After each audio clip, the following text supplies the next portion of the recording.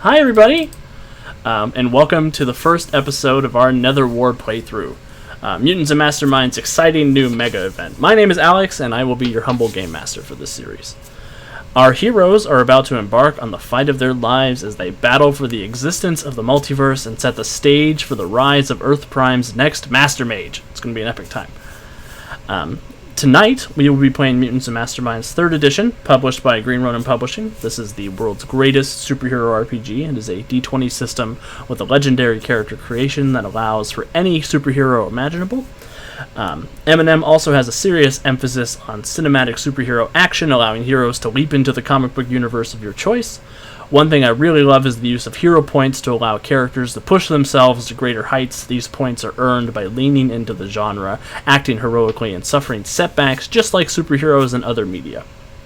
We have gathered some amazing heroes tonight. Say hi, heroes. Hi, heroes. Hi. It never gets old. It never does. And we do have a super special guest this evening as well. Mutants and Masterminds line developer Crystal Fraiser is here. Hi, everybody. And she's awesome. I'm so happy she's here. I want to give them a chance to tell us a little bit about themselves, the character that we'll be playing, and where else we can find them. So, Kevin, go ahead whenever you're ready. My name is Kevin. Where we find me? I don't know. I don't have much of an internet presence besides this channel. So I'm reprising my first character for Alex's online streaming games many moons ago. That's I can be found on lots of old streams. Awesome. Jonesy? Hi everyone, my name is Jonesy. You can find me, here. On Tuesday nights I run the War of the Apocalypse game, and then I'm going to be taking place in this game playing Deathgate, an angsty teen superhero from Firoburg, relocated to Freedom City. Deathgate is so angsty. I love him. Everly? Hi, I'm Everly. I'm part of the two-part duo that makes up the YouTube channel Geek House. We also have a Twitch now that we're trying to make active with a regular schedule. So check that stuff out. It's just a bunch of random reactions and video games and stuff like that. And this is the first ongoing game I've joined on this channel, and I am insanely excited. I got to play a one-shot with these guys, with some of these people, and it was phenomenal. I love superheroes.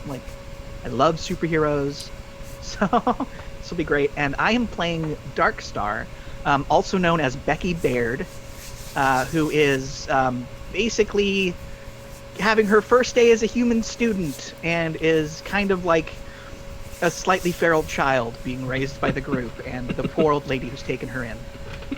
And I think she's going to be a lot of fun. The poor old lady who happens to be the secretary at Hero High, so it's going to be exciting. Needless to say, you are not riding the school bus. not until you're a little more socialized. Andy. Hi, my name is Andy.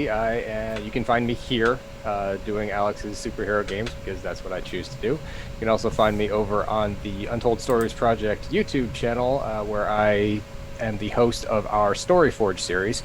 We will be coming back soon with more character creation stuff and other goodies for you guys, so look forward to that. Tonight, and for the ongoing series, I am playing Resonant, a misplaced reality traveler who's been here in Freedom City for the last couple of years, and you guys will learn more about her as we go into it, I think. That's enough of a little bit of a preview, I think. Because Andy's last character in Freedom City was a dirty, rotten traitor. I am not a dirty, rotten traitor, I swear. That was cinematic, and that was all Alex's fault anyway. To clarify, Andy played Icarus in my last Freedom City campaign, the long-lost resurrected son of Daedalus, who wanted revenge on his father. It makes sense. It was good. And Crystal. We often blame our parents for our own screw-ups. Hi, I'm Crystal Fraiser. I'm guest starring. I've been on one previous episode of the Untold Stories Project, thanks to Alex inviting me to his old Titan City Chronicles. I will be playing Seven, the Master Mage of Earth. It's a lot of responsibility because I am basically 19 years old. I graduated from high school last year, saw the previous Master Mage of Earth, Adrian Eldritch, die, and so the legacy passed on to me, much like the Slayer. So it is my responsibility to keep all the magic of Earth safe and stop magical things from destroying the world. No pressure. No pressure at all. No, Doctor Strange wouldn't have benefited from being an 18-year-old teenage girl. But I am, of course, going to be joining the Freedom League today. Awesome. Cool. So yeah, without further ado, let's go ahead and get started. Our game starts on August 17th, 2009 in Freedom City. Sweet summer rain has been falling across the glittering steel and glass landscape that is Freedom City. The city is groaning to life in the early morning as commuters exit parking garages, school buses blockade the streets for the first time in months, and the hum of office work fills the air. We fly across the city, looking down on the multicolored umbrellas choking the sidewalks until we come to Freedom Plaza, where we see a young girl making her way into the opening lobby of the Freedom Tower. Seven, go ahead and sort of describe how you're approaching this big building. Well, I mean, really more of a young woman at this point. Yes, young woman. So yeah, I've got an umbrella my grandmother loaned me from good luck, and just kind of pausing and looking up at it because, I mean, I know a couple of my teammates went on to join the Freedom League pretty recently, so it's not unprecedented, but I mean that's a lot of responsibility, and I haven't even really been to college, so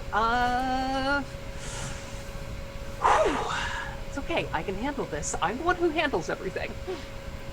That's true. So you sort of step into this beautiful marble plaza lobby. Many columns down and up and down the rows. You see some statues of Freedom League members. Some people bustling about the lobby of the building, getting ready to begin their day working at Freedom Tower. You do see this sort of bright, bubbly, hidden valley sort of lady sitting behind the desk. There's something about her that's just a little uncanny. She looks up at you as you approach and says, "Oh, Seven, is good to see you. My name is Cynthia, and I will be assisting you throughout your visit today." Hi, Cynthia. Do you have a place I can put this? I don't want to get water everywhere. Oh, yes, right away, of course. And she sort of reaches out her hand. Oh, thank you. So I'm supposed to be talking to Daedalus today. Like it's not a talking to situation. It's I'm supposed to be here. Like not like it's fine. Yeah. Everything just sort of glazes past her robotic visage, and she reaches, she puts the umbrella in a chest compartment that she has. And she says, "Right this way, of course. Daedalus is expecting you." And she sort of No, because the umbrella is and she sort of gets up and she hovers over to the elevators and she says, "Are you coming?" Yes. Of course. And she pushes a couple buttons and the elevator doors open and you guys begin rising up in this sort of glass-backed elevator that looks out over Freedom City skyline.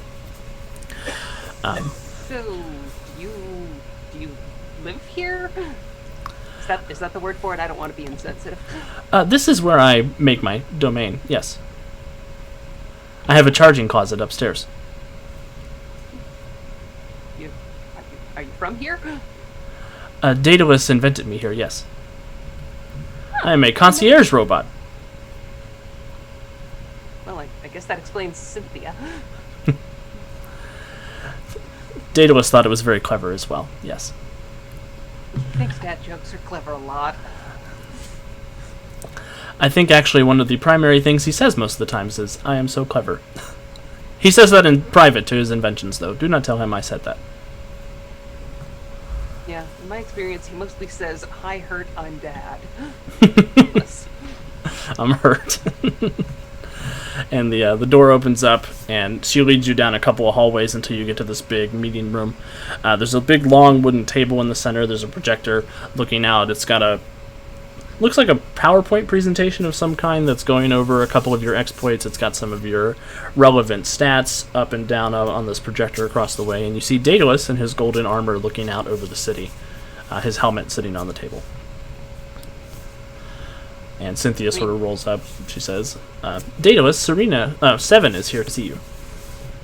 Yeah, I mean, this is not the first time Daedalus has had a talk with me, but I assume this is probably the first time it has not been in response to destroying several city blocks.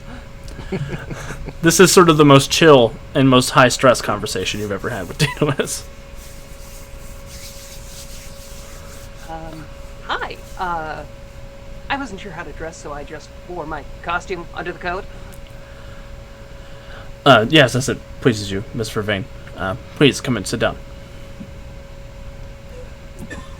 And he sort of sits down. He gives you just a long sort of look for a moment, sort of measuring you for a second. And he pushes a couple of buttons on the table, and some document-style holograms pop up, and he starts flipping through a couple of things. He says, now, I'm sure that this is mostly a formality at this point. You are the Master Mage. It is customary for the Master Mage to be on the Freedom League.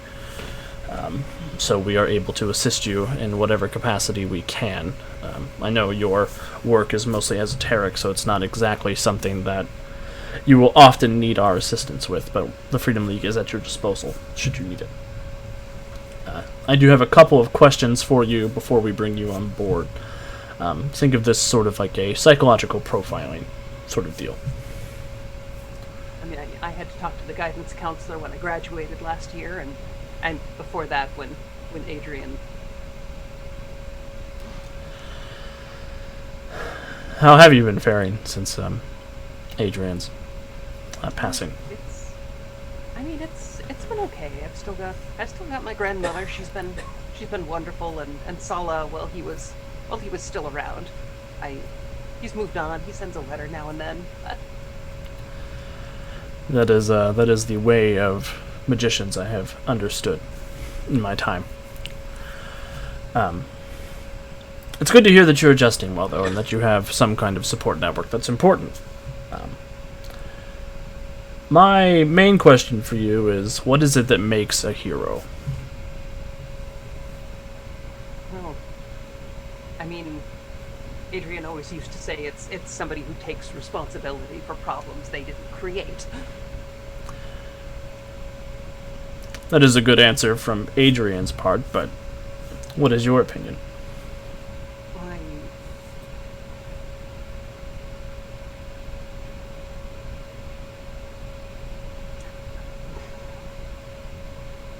I think it's somebody who cares about other people. When they're hurt, you can feel their pain. And I don't mean magic. I mean you care about other people because how we all do is how we do on an individual basis. He sort of crosses his arms, sits back for a second, and mulls that over on his head. And, yes, that is a good answer. Why do you want this job?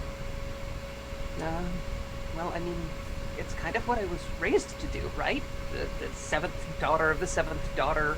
I was sort of born to it. That's all destiny and all that, but I'm not a big proponent of destiny. I am a big proponent of choice. And I want you to know that you do have a choice in regards to all of this. I mean, I have skills that will help people. I guess I just don't really know what else I do. I can relate to that. And you see Cynthia wheels back into the room. She says, excuse me, Daedalus, I am afraid that you are needed upstairs. And he says, is it pressing? She says, well, I believe there is something that the Freedom League is needed for extraterrestrially. He says, oh, that sort of thing. Okay, fine. Apologies, Miss Vervain. I have to cut our conversation here short. Please, feel free to take a look around the building, try to acclimate yourself to it. Cynthia would be happy to lead you whenever you need. Yeah, of course. Do you need any help or? I think we've got this, but I will alert you if it's something that is pressing. Yeah. I guess I'll check out the library. Very good. And he stands up, he grabs his helmet, puts it under his shoulder, and he reaches out to give you a big handshake. Oh. Well, nice to work with you, sir. I didn't make an offer yet. And he walks away. Cynthia, where can I get a cup of tea? Right this way. There is a wonderful concourse with a great little tea shop down on 25.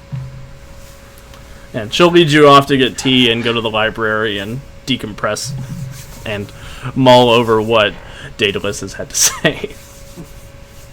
Meanwhile, we fly across the city looking until we come to Bayview, stopping at the gates of the historic Claremont Academy. Beyond is the image of a Victorian manor with well-manicured lawns, beautiful Gothic buildings of white stone, and teenagers in pressed uniforms scurrying to their first classes of the year, where we're going to meet the rest of our group. Andy, that's messed up. I know, isn't it? Andy said in chat, Daedalus has perfected the art of the burn, which he began with his son. Dude. I know. Ice soon. cold. Dude. Ice cold. Too soon. So I guess we will start with Kevin as David. All right, so the camera is actually going to shoot across town further to the west. It's raining. There is David is a gangly 14-year-old with a thick mop of brown hair. Good 2 inches of white sock showing because, of course, you know that middle school growth spurt means that your pants are embarrassingly short. He's kind of under a bridge looking at the West Green Bank Middle School. He's not going there today for his first day of school. He's a little nervous about that. He's been the recent recipient of a scholarship to the prestigious Claremont Academy. He's not sure how he feels about that. Things have been kind of weird for David since about 2 years ago when his speed powers first manifested. His mom got all overprotective. He didn't really understand why. And he honestly believed that, powers gave him an unfair advantage, and so he kind of withdrew from the things that he loved as a kid. Running was his thing before it was his thing. So he's been kind of introverted, and so starting at a new school on the other side of town in the Bayview area has got him a little freaked out. But so he spends a couple minutes just kind of watching. Some of his friends kind of squint over as they're getting off the bus, and he just kind of gives a wave, and then dashes off before there's any kind of uncomfortable scene, and sprints through the gates to arrive at Claremont Academy, where he's supposed to begin his intake meeting. Awesome. Yeah, you're sort of brought in to the office at the front. You do see, coming into the office, there is this sort of warm, matronly, sort of elderly woman who sits down. She's got a stack of manila envelopes with her as she's sort of going through. She sees you and she looks up and she says, "Oh, yes, apologies, young man. Are you the new transplant today? There's a couple of you." Yes, ma'am. David Perfect. Collins. Nice to meet you, David. Please go ahead and take a seat for me real quick. Sure. There's going to be one more addition coming to join you before we head back to speak with the principal. So Dave will sit down. He's kind of looking around nervously. Yeah, and we're going to sort of flash a little bit back. Everly, what are you doing as you're getting ready for your first day?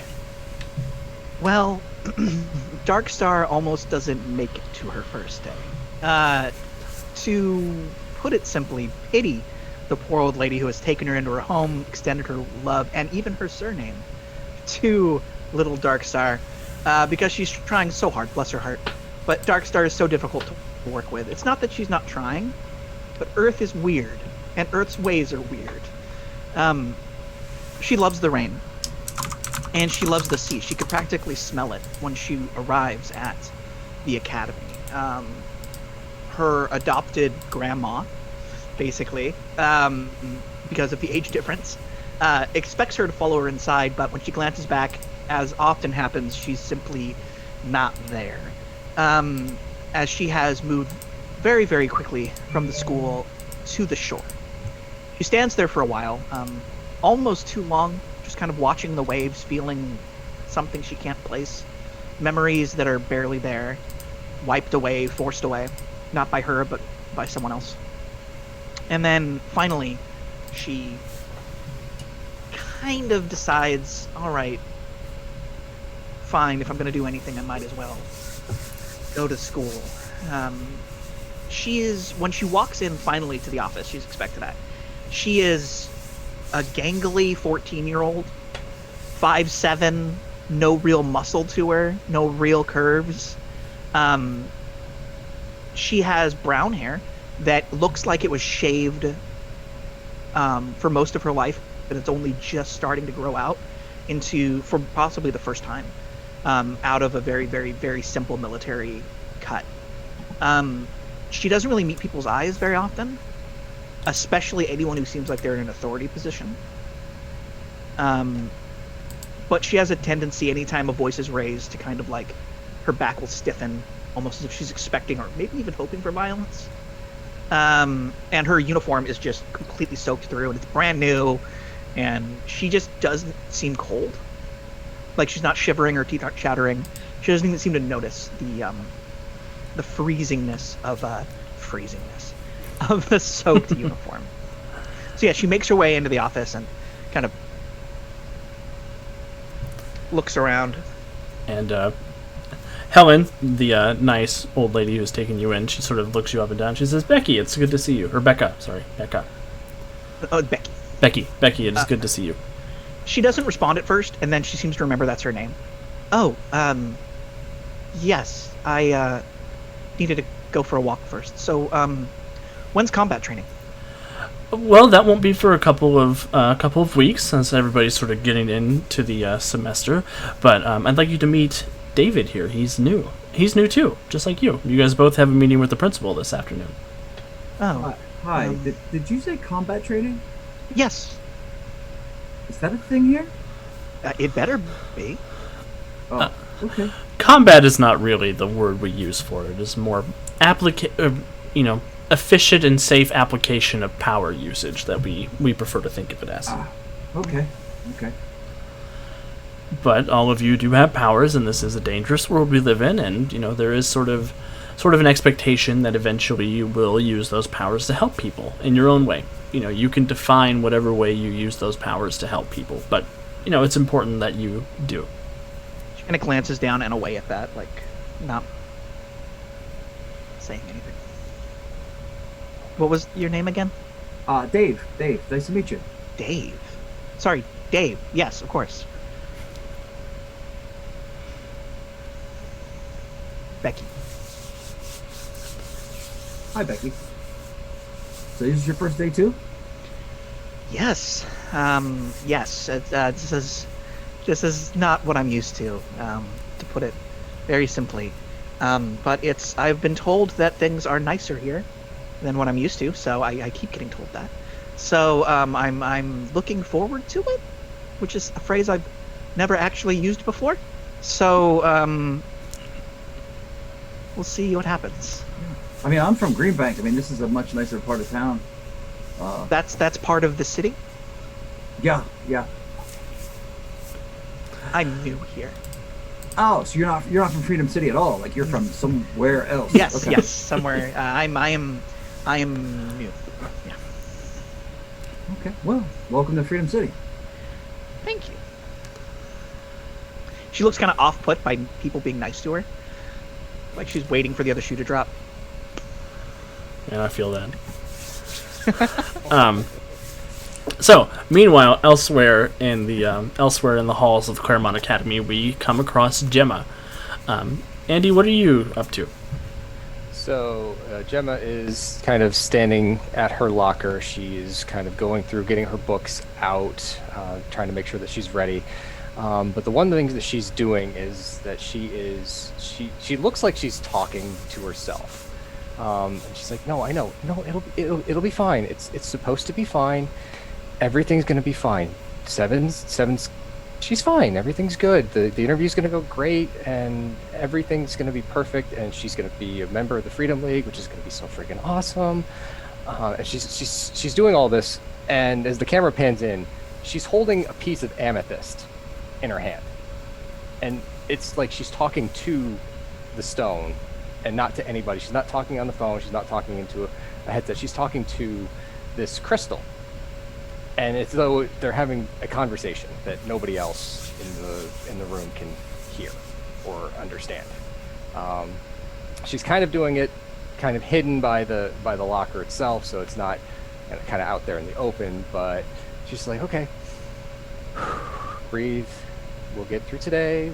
We'll see Seven later, and we can ask her all about what the Freedom League was like, because that's got to be cool. Maybe we should go out. Maybe we should go dancing. That would be good. Yeah. So, okay. Later. School. Focus. Like, Come on, Gemma. Focus." Does she know me as more than like just a person around school? Yes. You guys were best friends. Oh, okay. Were we? I'm a magical transplant from another universe. You're a magical being from this one. We share stories. It's like pen pals. I remember when I was exiled to another universe. It didn't last. Unfortunately, mine's more of a permanent nature. So, Gemma, you're sort of talking to your crystal in the locker, getting, sort of psyched up for Seven.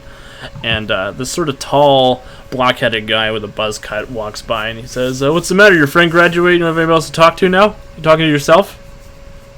He slams your locker shut. Really? The negative energy coming off of you could fuel, several power plants. Oh, the could negative probably energy channeling- flowing over me. What are you going to do, read my horoscope next? No, I'm not an astrologer. Isn't that the thing where you talk about rocks? No, that's the thing where you talk about stars. The things in the sky, which you see at night, which, if you actually went outdoors at all, maybe you'd see.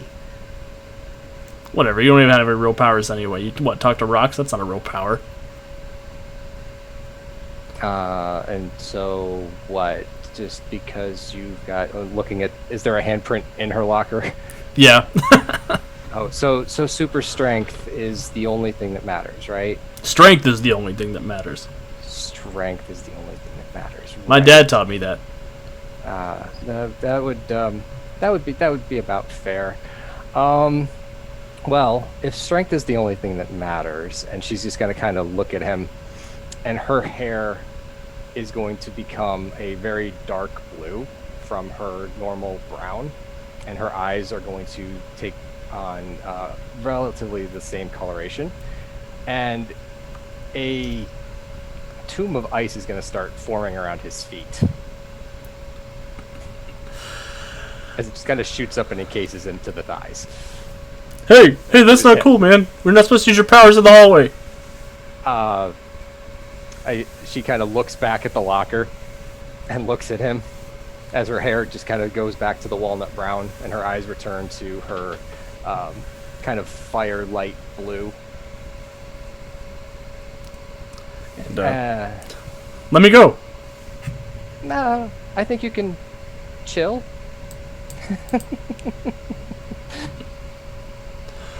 Somewhere Daedalus cracks a smile. We're too young to become dad jokes. And she's gonna kind of wander off to class. Awesome. So you start wandering off, leaving the bully entombed in ice. Hopefully a faculty member will come and help. Meanwhile, elsewhere in the Claremont Academy, we come across Derek. Jonesy, what are you up to? Derek is just like he normally does, which means he's not really wearing most of the school uniform. He's got the school tie is pulled down and loosened. He's not wearing his jacket like he's supposed to be. Instead, he's wearing his jean denim jacket with all his band patches on it, and his combat boots instead of the standard issue just shoes. And he's just kind of looking over at his new schedule and trying to figure out which classes he can ditch and how. And so he's just kind of making his way through the hallway, kind of just trying to avoid people. He comes around the corner and sees the bully kind of up in the ice to his thighs and goes, "Nope, I'll take the long way." And just kind of starts walking around the other direction, just generally trying to avoid people. And then he's eventually going to find his class and try to get to his class early. So he can't ditch it. He knows he wants to ditch it, but he knows that if he does, it's back to juvie for him. So yeah, he goes to his class and just kind of plugs his headphones in and side eyes anyone who tries to sit near him. Yeah, this happens to be math class with Mr. Schuyler. And I assume you're sitting in the back of the room? Of course. Mr. Schuyler sort of walks in. You actually got there before he did, so he walks in. He puts his coffee down at his desk. He looks over at you. He says, "Mr. what's Derek's last name? I don't remember." Derek's last name is Davison. Mr. Davison, are you trying to get a demarcation on your first day? Look at your uniform.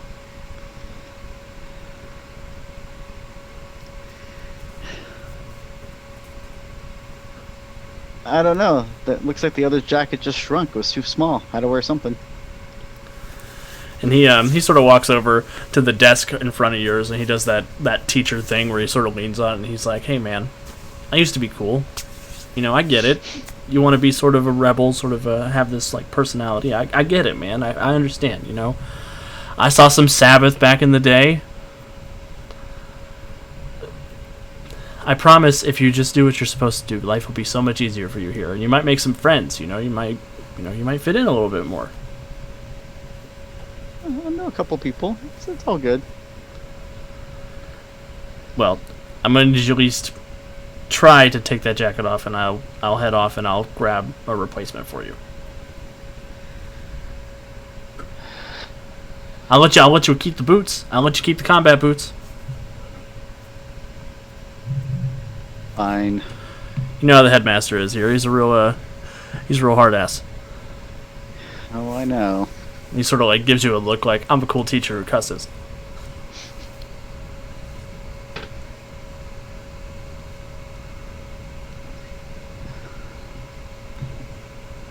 He says, "Okay, awesome, good." And he stands up. He says, "I'm glad we can agree on that, you know. Go ahead and hang it behind your seat. You don't have to wear a jacket for this class. I'll get through class, and I'll head off and I'll get you a replacement jacket." Fine. And he sort of shares you an overeager smile, and he heads up to the whiteboard and starts drawing up the lessons for the day.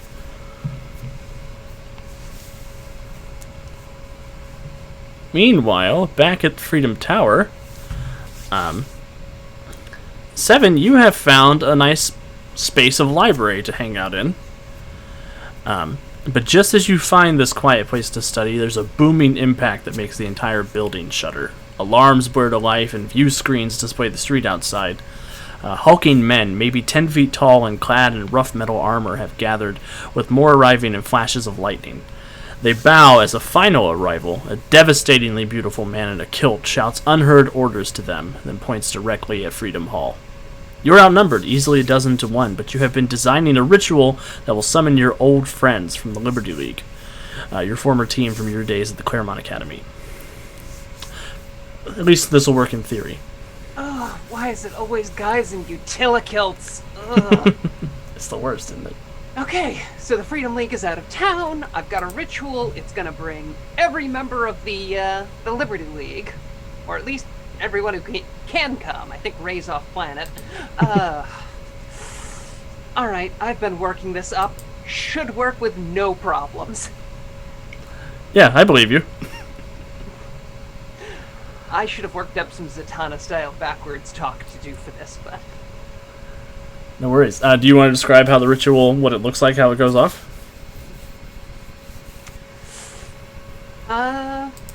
You know what? Let's say that it requires the use of a black gem that had been something passed around like graduation day, but something that Gemma got a hold of in between then and now.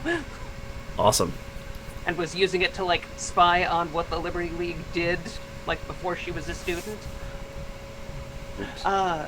So yeah, draw out a circle on the floor, go through my notes, because I've got a little notebook in my pocket for all these rituals I've been working on, because math homework. Ugh. Alright, put the gem in the middle, do this, and do my incantation, and there is a just beam of light shooting up into the ceiling. Awesome. And those lights fire up into the ceiling all the way through and shoot off into the night, into the day sky of Freedom City, racing over where they latch on to the current members of the Liberty League. All of you in your own way, Dave and Becky, before you are able to go back to meet the principal, this blue light fires through the front doors and grabs a hold of both of you, and you both sort of discorporate into sparkles and dust. Same with Gemma as she begins to enter the doorway for her first class, and same with Derek, who is sitting in the back of the class, vibing a little bit with his teacher. So,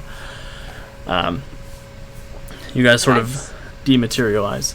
I'm so confident that this is going to work. I am just walking past the magic circle, just like using a spell to blow the doors open. Perfect. Like, you, invader! You've chosen the wrong day to mess with the Liberty League! So you blow the doors open on the lobby, this big magic circle behind you, and poof, poof, poof, poof, poof. The 4 members of the Liberty League appear in their costumes, ready for whatever. They're a little disoriented, a little confused. All 4 of you appear, and you see...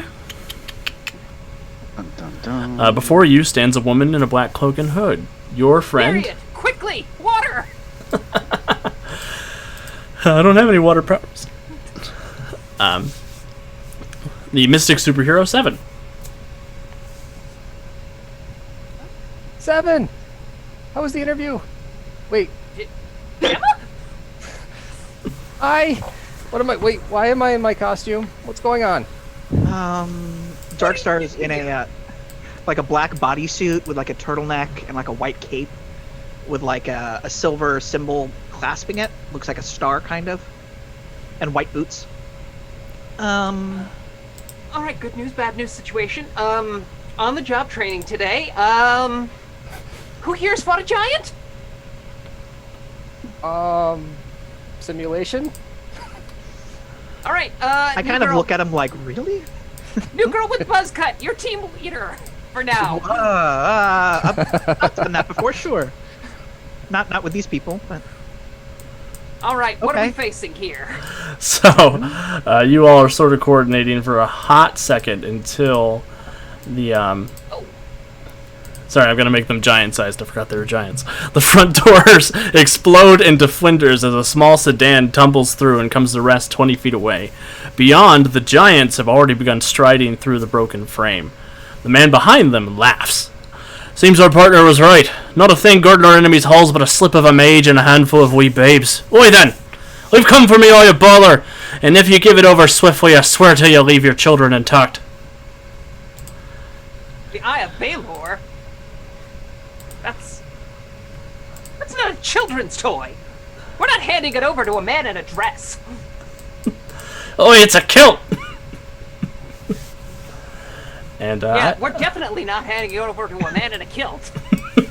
I No need good. I've known too many men with kilts. I need everybody to roll for initiative, please. Ah! And click on your token Click on your first. token first. My token's not tied to my sheet, and I can't do it. It's not tied to your Deathgate sheet? Nope. Do I? It says it's going to you privately. Is that okay? Yeah, that's okay. It should pop up on the thing. Okay, it did.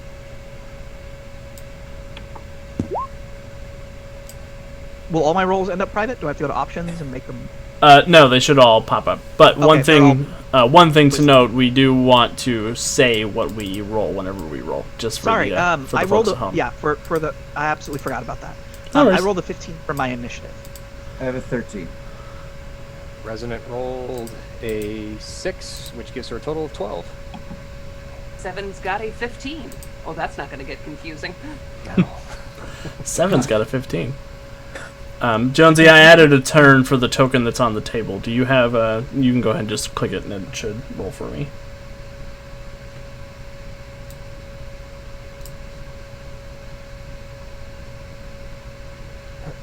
Oh, it rolled it for me. That's cool. Okay, awesome. So it looks like I got an 11. Perfect. The Fomorian Warriors get a big old boop. 11. And Braze the Beautiful. He's having a bad day. Here we go. He got a 10.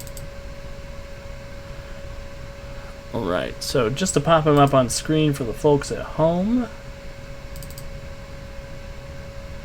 And for, I guess, for the players. This is what Stunningly beautiful man. This is what Braze the Beautiful looks like. He's devastatingly handsome, according to the description in the book. Well, when he's not underlit, he's very, very handsome. All right, so we have our initiative order. Darkstar, you're on first, Oh boy. which I is quickly funny glance- because Seven said you're in charge. I know. I quickly glance at the others and I say, "It's hard to be the leader when I don't know what you're capable of. So show me what you're capable of." And then and so all the Fs are big giants, right?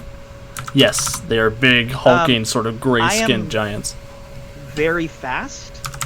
So Darkstar launches into the air, and I fly forward, landing by these waiting seats that are halfway between us and the giants. Mm-hmm. And she hooks a foot under, and I kick the bench at the nearest giant. Awesome. Perfect. So go ahead. We're going to call that a throw check. I should have throw on Okay. your sheet. Let me double check. I do have throw on your sheet, yes. So in your offensive section on the left-hand column, you'll just go down there and click the throw button. Oh, throw. Okay, cool. So just click that button. Yep, there should be like a D20 looking button beside it. It'll Yeah. roll. So I kick it at him. That's great. A Did I- was that 5. That is correct. Yep, it rolled a 5 on the D20. You're sure you fought a giant before? Wait. Result 5. Okay, yeah. Okay. DC 25. Yep. I thought I was better. Oh, how did I only get a 5 though? Don't I have bonuses? Not in throwing. You don't. Ah, okay. I didn't invest any points in that yet. That's fair. I forgot I had to buy it separately. Yeah, so I kick it and it goes wide, or I kick it with too much strength and I just shatter the bench. Oof. So yeah, it sort of breaks apart into little pieces. The Fomorians all look at each other like. And that's Darkstar. 7. All right. Well, winds of way, you carry me aloft. And I'm gonna position myself here in front of the kids. You kids, stay safe. Oh. Gemma, we have to have a talk after this. I didn't think I did anything wrong. All right. I'm gonna go with Baleful Bindings of Behemoth, and just see if we can tackle the leader and cut this short. So, 19 to hit. 19 to hit Braze. That does not hit. You can feel free to describe what the Baleful Bindings of Behemoth look like, though. They're... Whew. Let's go with just a giant singular manacle of glowing red energy that sort of latches to the door behind him. Yeah, he steps to the side. He says, "Oi! What kind of joke of a mage is trying to cast the baleful bindings of Behemoth at Braze the Beautiful? That is too many B's for one sentence. That's why you shouldn't use that attack on me. Wee slip of a mage. We slip. I'm the master mage of Earth. Not of my earth. Overdrive. All right. All right. Well, this Also, Overdrive, do I have that right? You only have a +6 to initiative? yes, because I feel as though at this stage his sort of introvertedness makes him hesitate when even his speed gives him an advantage. Awesome. Is this your first fight, Overdrive? Yes. So you probably don't even have a costume yet. Are you No, storing well, your Claremont? Well, so I assume this spell sort of reached into the future somehow. So he is wearing his first superhero costume, which he looks uncomfortable wearing it. Like like this is not my usual clothing. Is it like the one your mom made? So he runs in, and he will attempt to taunt to demoralize Breast the Beautiful. Look, Crocodile Dundee, we don't have time for this nonsense. And that's a deception check. You're 13. How do you even know what a Crocodile Dundee is? Look, I'm using with my nephew as a template. At age 7, he was quoting pop culture references from decades before he was born, so it's possible. All right. It's wild. Go ahead and give me a deception check. He was only about 12 or 13. He made a reference to Single White Female, which is a movie that was out like 15 years before he was born. Yeah, that's not very deceptive. What'd you get? 13. Braze gets an 18 on his resistance, so he then- he sort of looks at you. He says, "You look like you're a fish out of water there, son." Hey Becky, you're the leader. You should do something about that guy.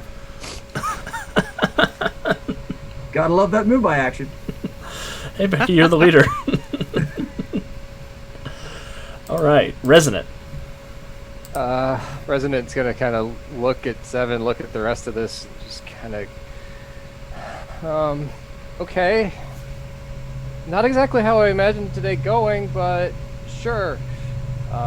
She's gonna fly over to there, kind of taking a little bit of cover behind the pillar, and she's gonna focus on one of the crystals on the glove on her right arm, on her right hand, and her hair is going to change into her hair becomes the color of golden flax, while her eyes take on a very piercing yellow hue. And she's going to raise an arm. She's going to raise the right hand and point at the lead giant, the one marked with blue and red. And she is going to cast her Tempest Flash at said giant. Excellent. And roll a natural 1. Wow. Okay. So please describe how this goes off. The little bit of sparks kind of sputter from her glove. She kind of looks at the crystal and goes, "Hello, this isn't simulation. This is oh crap. This is real life. Damn it, you need to work. Please." Speaking of real life, the Fomorians are going to go now. They go before me? Oh, I'll let Deathgate go first. I saw that they were tied. I should have changed that. My bad. Go ahead, Deathgate. No worries. I didn't know. Well, I'm going to do my best to distract them. So I'm going to launch myself in the air over this direction and just basically taunt them. And while I do that, I'm going to basically take on a ghostly form, so I'm going to be insubstantial. Ooh. So hopefully they'll swing at me and not do too much collateral damage, because, well, I'm insubstantial. So, you bunch of Loki rejects, don't you have someplace else to be? Oh wait, we're from Celtic mythology, not Norse mythology. You hurt our feelings. That's the plan. Go ahead and roll a deception check. works. We're going to call this a trick to try and trick them into attacking you. Because I really don't want them crashing the Freedom League base, because we'll get blamed for it. And no, I failed miserably with a whopping 5. Oh, you might not fail. I get to roll an opposed check. This one sort of points over to the orange one. And he says, "Sierra, deal with that fella. We could split up and get these kids." Yeah. I hope we've all got those ones out of our system now. I really hope so. It's gonna be a bad fight. All right, the Fomorians. The orange one, as promised, is going to come over here with this big sort of club that it's got. It brings it down, slams it down on the ground of the Freedom League Hall. You're in a substantial death gate, so it just passes through you, slams into the stone, cracks things, knocks that potted plant behind you over. This one is going to rush over to Resident, since she was nice enough to shoot lightning bolts at him-ish. And as he does, he will grab a potted plant on his way and he will chuck it at you. With a 19 to hit your dodge DC. On the nose. Please give me a toughness check. 22. You're okay. So the pot flies up, it shatters against you, you sort of stagger back a little bit, dirt goes everywhere, but you're fine. Yellow's going to come over here to overdrive. And he's going to try and demoralize overdrive. I got a natural 20 to get a 26. Is that a will save? That is a will, insight, or intimidation opposed check. Ooh. So many options. I'm going to go with the will. 14. So that is 3 degrees of failure. You're going to suffer a -5 to all of your rolls next round as you are disabled. Good thing you reined me in. I was a little out of control there. So yeah, he comes in, he's got the hammer, he brings it down, he says, "I'll squash you, wee man. You've never been in a fight before, I could smell it on you." You could smell that? I smell many things. Green is going to come up and try to demoralize Darkstar.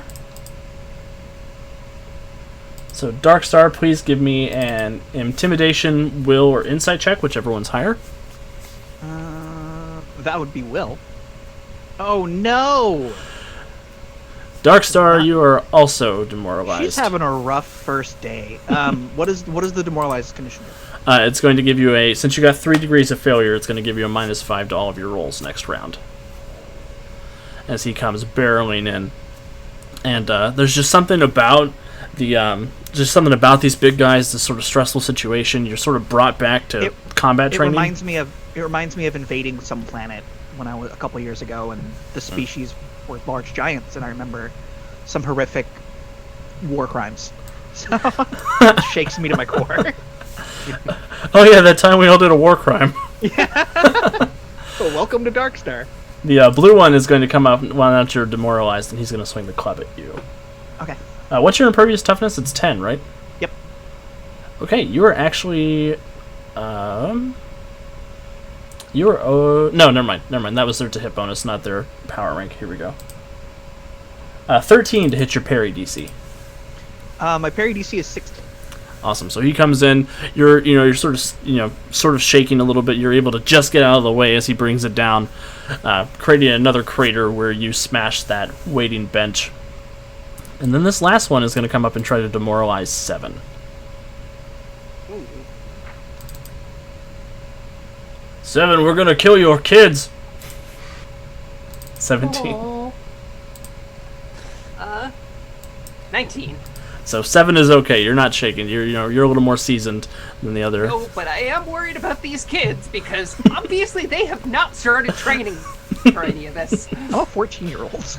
I mean, I'm a 14-year-old who's done horrible things. I'm still a 14-year-old.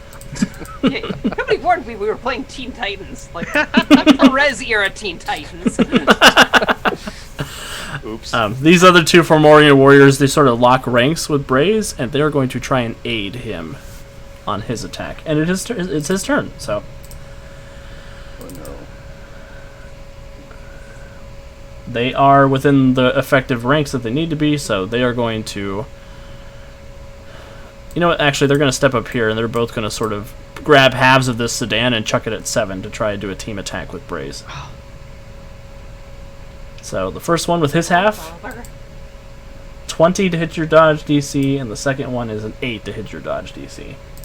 The 20 hits. Okay, so 8 does not hit. Braze will get a +2 to his... he's going to hit you with the Mystic Blast, so he sort of builds this energy ball in his hand. He expands it, this glowing green and yellow gold light, and he's going to fire it out at you. Oh, and get a 13 to hit your dodge DC. Was it? 13 does not hit. Awesome. So the gold light sort of shrieks past you. It slams into the back wall of the Freedom Hall. He says, "Oi! Oh, we're getting blamed for that. Oh, you Vermorians! Keep a better eye on her. You're supposed to be my tracking targets." And that's gonna be Darkstar. Is there something I can do to shake off the effect? Like, can I spend a hero point, or... It does shake off automatically at the end of the round, but if you want to spend a hero point, if you do want to spend a hero point, you can shake it off this round, at the beginning of the round. How easy are those to get back? Nebulously. They're pretty easy to get back, though. I'm pretty I'll spend the liberal hero with point them. to shake it off. Awesome. And as he lands and he snarls that, and she hears the growl behind her of the kids who've never been in a fight. I can smell it.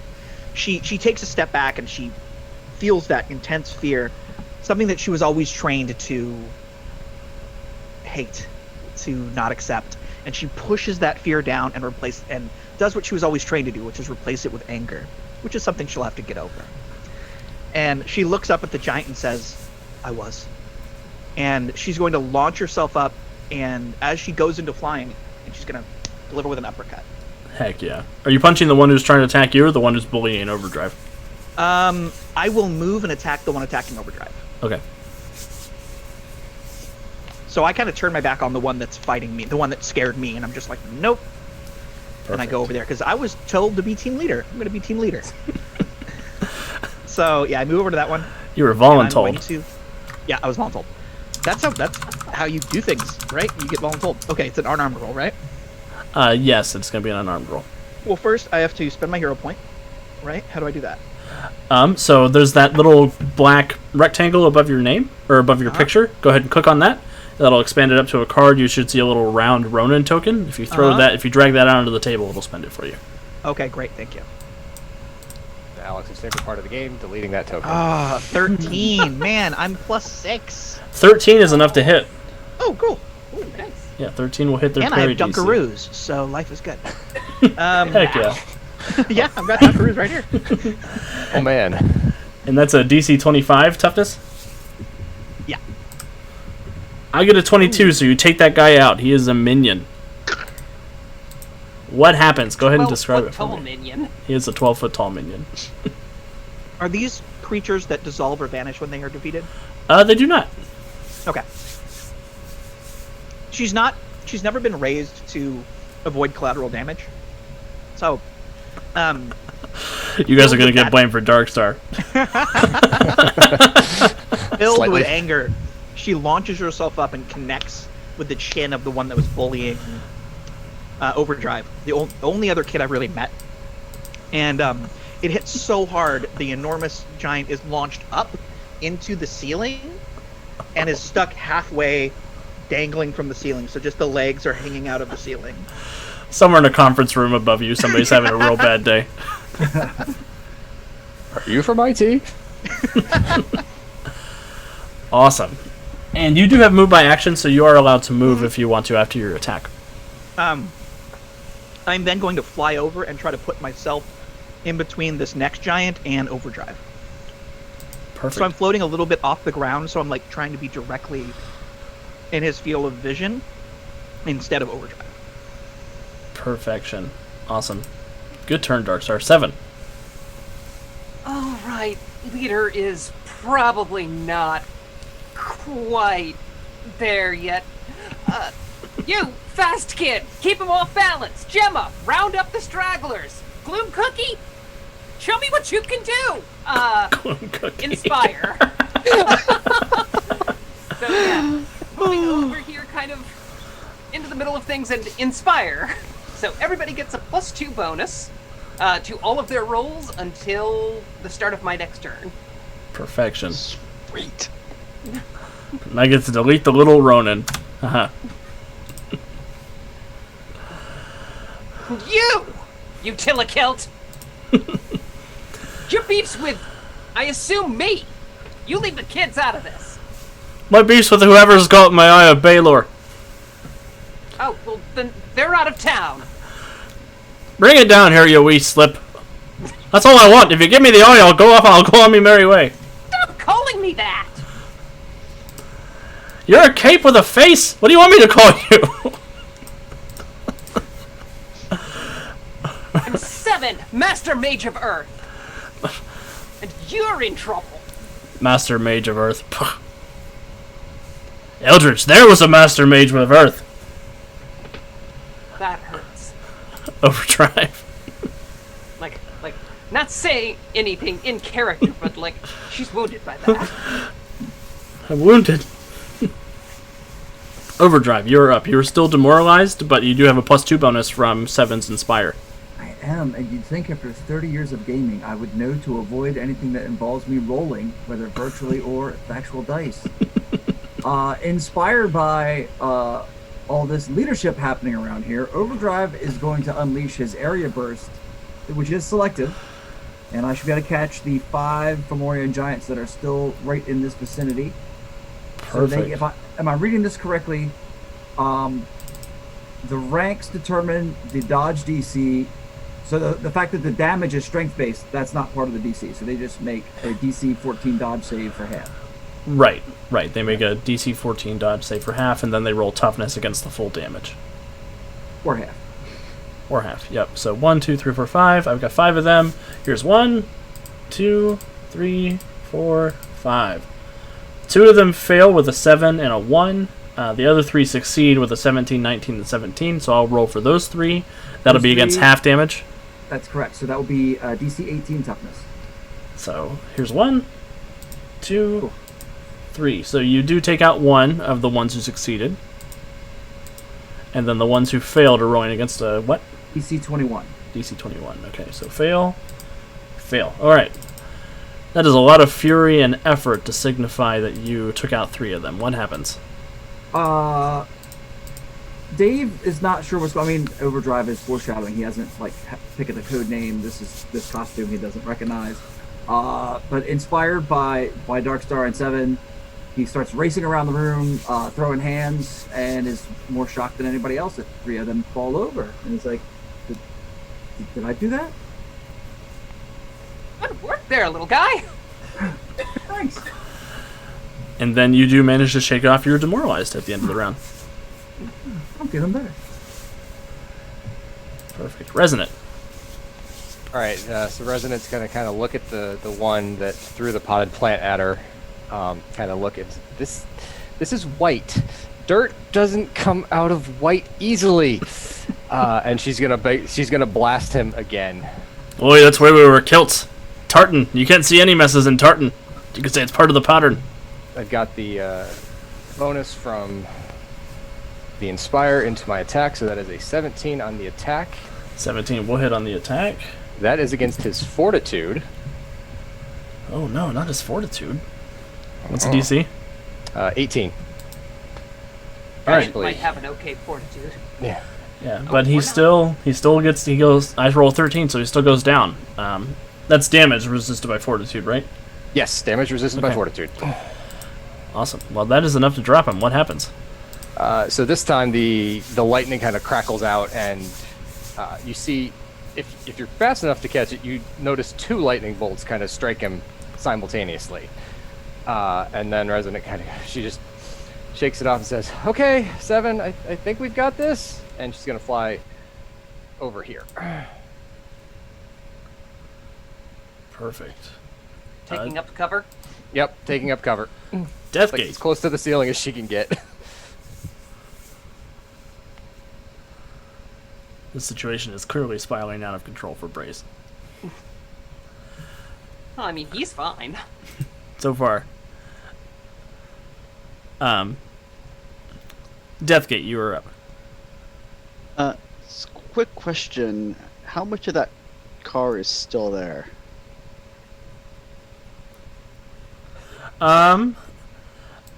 Well, the two Fomorians ripped it in half and chucked it over at 7, so So it's in two not- halves over that way. Okay, cool. Just I should have confirming where moved it's it. at. That was my bad. No worries.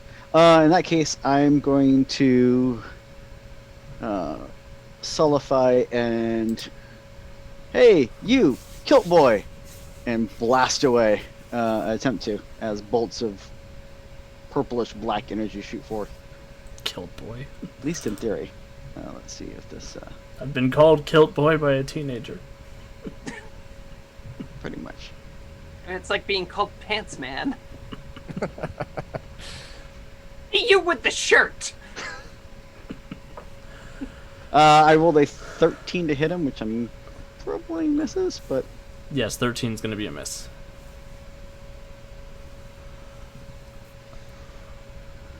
So the bolts sort of zip by, they slam into the back door behind him, breaking the glass, not escaping farther to go cause general havoc and mayhem in Freedom City.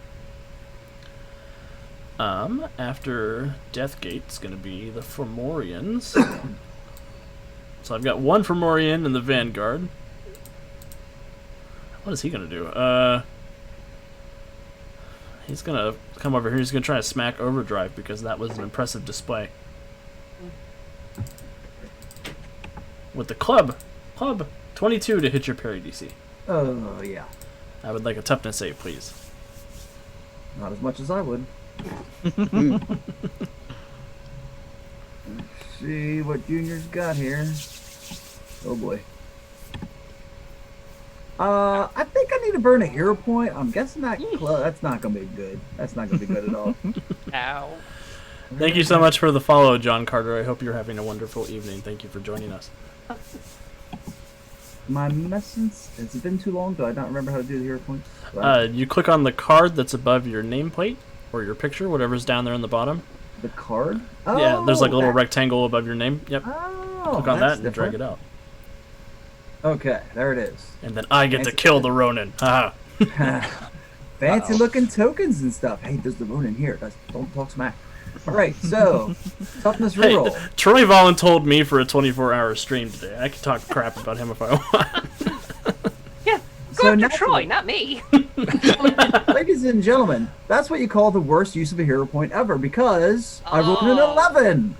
Oh no. It's still better than what you had. It's better than 13. Stupid dice. Dice. So a 19, you're going to get a bruise. Just a bruise, because that's only a 5 difference. Difference of 5. Yes. So it I'll could have been take way it. worse. It was about to be way worse. Yeah. So he trundles over. He drops out this big club. He says, "Oh, you want to try fighting everybody? You should have just fought me." And he's just going to club you real hard across the face with this club that's as big as you. I just got my teeth out of braces. What are you doing? The other two Fomorians, they are going to... Oh dear. What do they want to do? They're going to come over here. I'm going to ban this robot real quick. They're going to come over here to Deathgate, and they're going to both try to club him. With a That's gonna 14 and a 13. Ha! They both miss. We had a bot or something? I missed it. Yeah, there was a bot in the chat. I got rid of it. Don't worry. They both miss. I have an 18. Perfect. So they come in. They're both sort of trading blows with you. You're sort of floating just out of way. Braze is starting to evaluate the better parts of Valor. He is going to reach out with his hand. He is going to try and use a spell on 7. He is going to try to grab her with the grasp of Gorumaz. I hate the grasp of Gorumaz. 22 hits. Awesome. I need a... it's resisted by dodge, so I need a Alright. dodge save. Failed it by 1 rank. So you are hindered and vulnerable. Ah! As he sort of raises up his hand and this huge sort of earthen golden hand shoots out from him and grabs a hold of you and squeezes. Ooh, all my active defenses are halved, and I mean I can move, but not very far. Give me the eye and I'll be on my way. Give you the eye? You're gonna be lucky if I don't take one. Uh-oh. Uh-oh. Darkstar. Oh. Does this count as my complication? I can't. Can I move? Do I lose my magic? Oh no. You're not all the way immobilized yet, so I'm not going to say it is. Can yet. Can I invoke my complication to get a hero point? You sure can. Hey, if you want to take complications, I will give them to you all day. Yeah. Give me those sweet, sweet points. So yeah, the grass sort of you say you're going to take one of his eyes, and he's like, "All right, fine. I wasn't going to mess with you too bad, but if you want to be a lippy mage," and he sort of focuses the arms to grab onto your arms and hands and hold you in place. And then he clamps one on your mouth. Oh no. So I give Overdrive kind of like a surprised look when he does the takes out 3 of the guys, and I kind of nod, and then I bolt forward, still kind of floating in midair, and I end up almost hugging the wall, but kind of facing the side of Fraiser. Uh-oh. And I say, "Are you really the kind of villains that Earth has to show off?" And I just sound so disappointed. And there's this beam of light that comes from my eyes that starts off black, and then becomes more and more, becomes brighter towards the end of it. Like yeah, it's dark, and then it just gets brighter and brighter as I attempt to blast him with my solar flare. Ooh, this isn't And gonna remember, be you good. get a +2 bonus on this. Oh, okay, so +2 to whatever I roll, and I rolled a 17, so 19. Perfect. 19 is not quite enough to hit him. Oh. So he sees the lasers coming down. He steps just out of the way.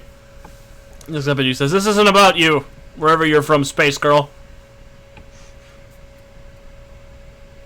And then I'm going to move again, because I have that move by attack thing. Mhm. And I'm going to try to, once again, get in the way of, like, his vision of 7. I know I can't, like, stop the spell by doing so. Well, she doesn't understand magic, but she's just trying to, like, look at me, don't look at her. Perfect. 7. You have been grasped by the grasp of Guru Maz. I have. Didn't think that one through.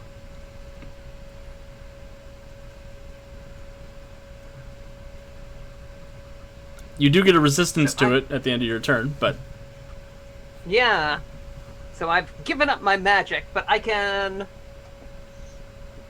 at least move forward and try to headbutt one of these giants while they're distracted going at Deathgate.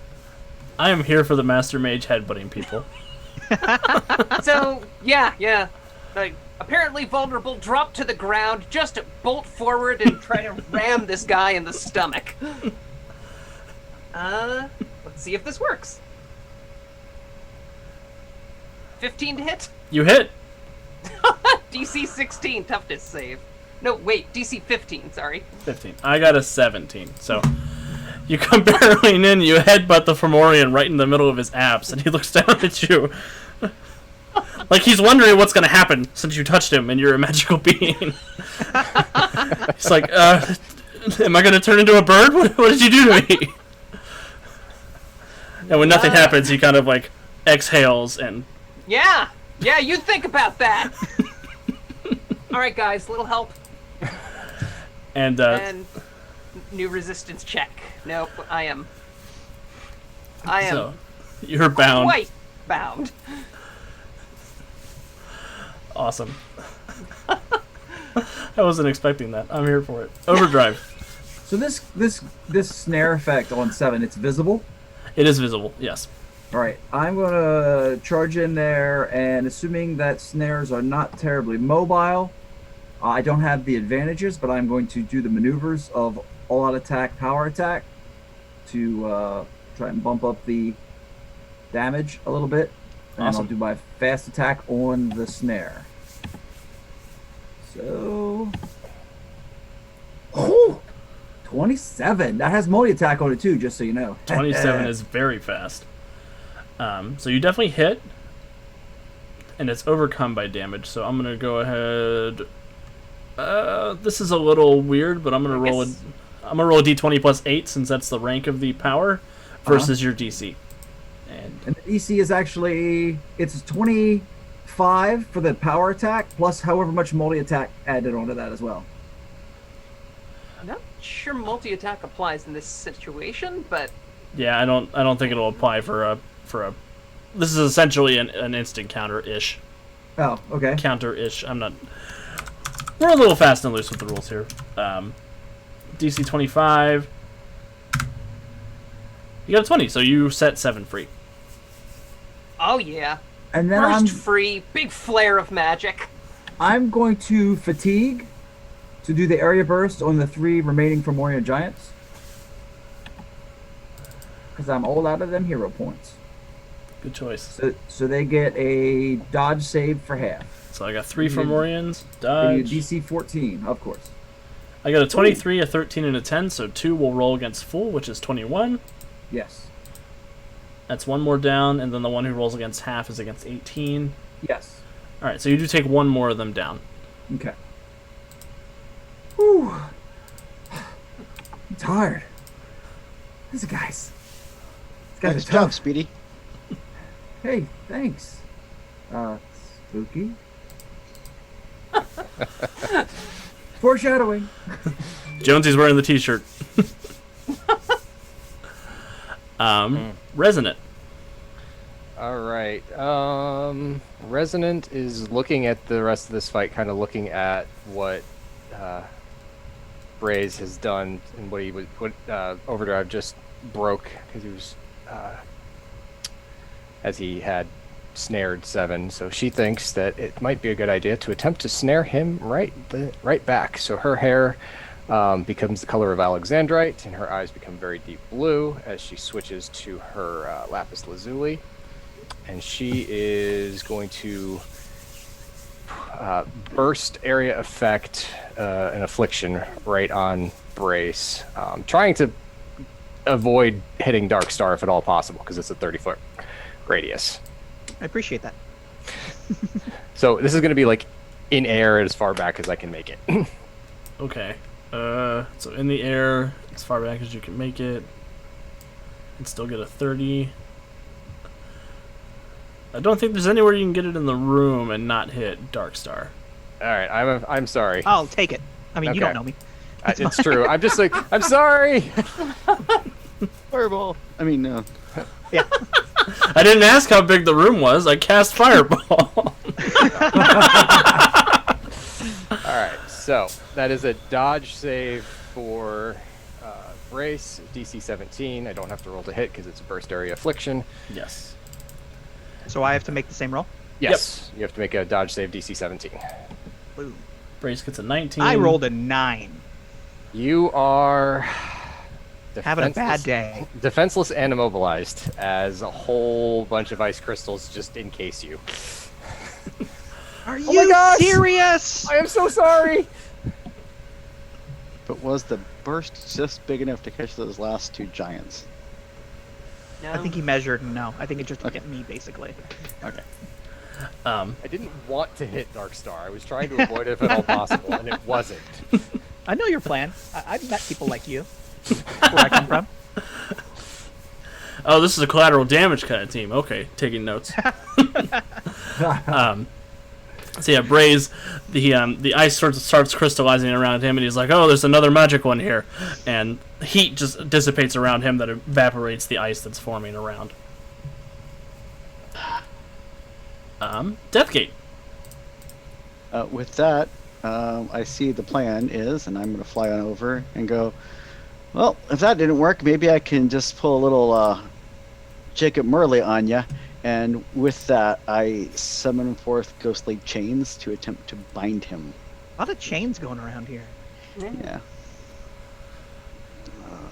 So we'll see if this works. Freedom Hall is a biker bar on every other Thursday. I always suspected Captain Thunder was a freak. Same. No one's that tight-laced. He doesn't even show his face. There's something up with him. Different Captain Thunder. Oh no! No. I rolled a 1, so yeah. So the chains come down on him. And the Fomorians, seeing their opportunity on the poor defenseless Darkstar, are going to whip around. And it's clobbering time. Crap. And one will aid the other for this attack.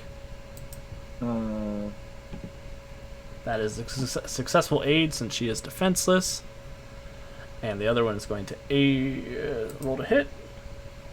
Get a 24. We're looking at a DC 26 toughness save. Oof.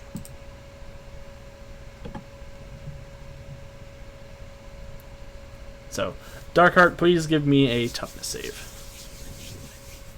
Me? Darkstar. Darkstar? Darkstar. Yep, Darkstar. Darkheart was the villain from the 1986 Care Bears movie. I rolled a 25. So you take a bruise. How do I mark that on my sheet?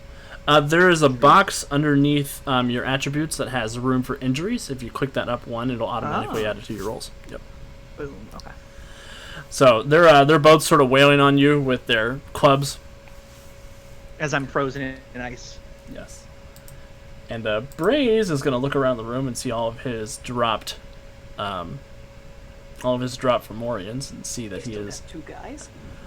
He's feeling a little. Well, I guess Darkstar is frozen and Overdrive is fatigued. So yeah, he's not. He doesn't feel like it's a lost cause just yet. He's gonna unload his mystic blast on 7 one more time. With a 14 to hit your dodge DC. 14 does not hit my dodge DC. But can I spend a hero point for an instant counter You sure can.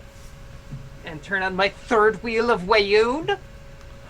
Deflect with reflect. Oh no! Oh yes. You know what's funny? I'm rubber glue. Braze has that power too. So now we're playing Tron? Kind of. It's If you want to named give the me a hero same point to thing. knock it back at me. No, I'm not going to. I think it's funny that you both have the same named spell. That's awesome. Well, they're drawn from the exact same, big list of spells. Yeah, that's cool. I guess it's just a ranged combat check. Yeah, and you Oh, come on! misses by 1. That's rough. Although it's a routine check, isn't it? I thought it was a routine because it's an active defense check. Oh, that's right. So it becomes a 23. So that does hit. Haha! And And that's- whatever his damage is. Damage 11. So toughness save for him. 23. He'll take a bruise. Haha! So I rolled a 23. It's versus 26. Go ahead and describe what happens. Yeah, he flings another one of those orbs at me, and I weave a little circular net and catch it and huck it right back into his gut. Ugh. And he sort of staggers back. He says, "Oh yeah, that was a pretty good trick. That was a nice. That was a good little spell trick there, 7." Yeah, well, Adrian left me a lot more than his cat. I love that Wow. Adrian has a cat. All right, and that's Brace's turn. Darkstar, you are frozen. You're immobilized Yeah. and defenseless. You can make a ranged attack if you want to. I can also can I make a roll to break out of this? And what would the roll be? Can I make a strength check? Be like, Yeah, so it would be a damage check to break out for you. So it would be a D20 plus your strength. I'm going to do that. Awesome. I kind of glance back at Resonant briefly, and then resonance briefly, and then I'm going to attempt to break out of the ice. She's still sitting there saying, I'm sorry, I'm sorry, I'm sorry. So I just roll strength. Yes, go ahead and roll a strength check. I rolled a 30. Oof. So, boom, natural 20. You shatter the ice around you. Dun, dun, dun, dun, dun. And you can fatigue yourself to take an action. can. I'll do that. It just seems dramatically appropriate. I smash out of the ice, sending ice shrapnel every which way. And as our magic-using foe is shielding his eyes from the ice, I launch forward Oh no. and attempt to catch him in the throat with my fist. I figure he's super tough, right? Villains have toughness. They have super toughness, right? He's got Like magical it's like when wards. Molly punched the Punisher. I mean, come on. I mean, villains are tough, right? He's got magical wards. Yeah, he'll be fine. So I'm gonna punch him in the throat. Kalima. Do you want to wait for just like 2 seconds? I don't know that. I just know that I exploded out of the ice, and I'm like, ah! So I'm punching him. Go for it. No. Ooh. So, Aye. 11 is not going to hit. You do go So, fatigued. Do. So what does that mean? I add another injury, or Nope, you don't add an injury. Fatigue just means that you're hindered. So you're moving at half speed. I can either move? Okay, yeah, that's fine. Yep, you can still move and attack, you just move at half your regular speed ranks. So I rush towards him, and he manages to knock the ice aside a little too fast, and deflects my, knocks aside my small fist. Please don't punch me in my throat. I use that for throat Yeah, things. he's like rude. I thought you guys are heroes. What are you doing? Excuse you, this throat is immaculate. I seduced the Queen of Macedonia with this throat alone. We've got Tibetan throat singing practice next week. You can't be hitting me there. 7, you're up.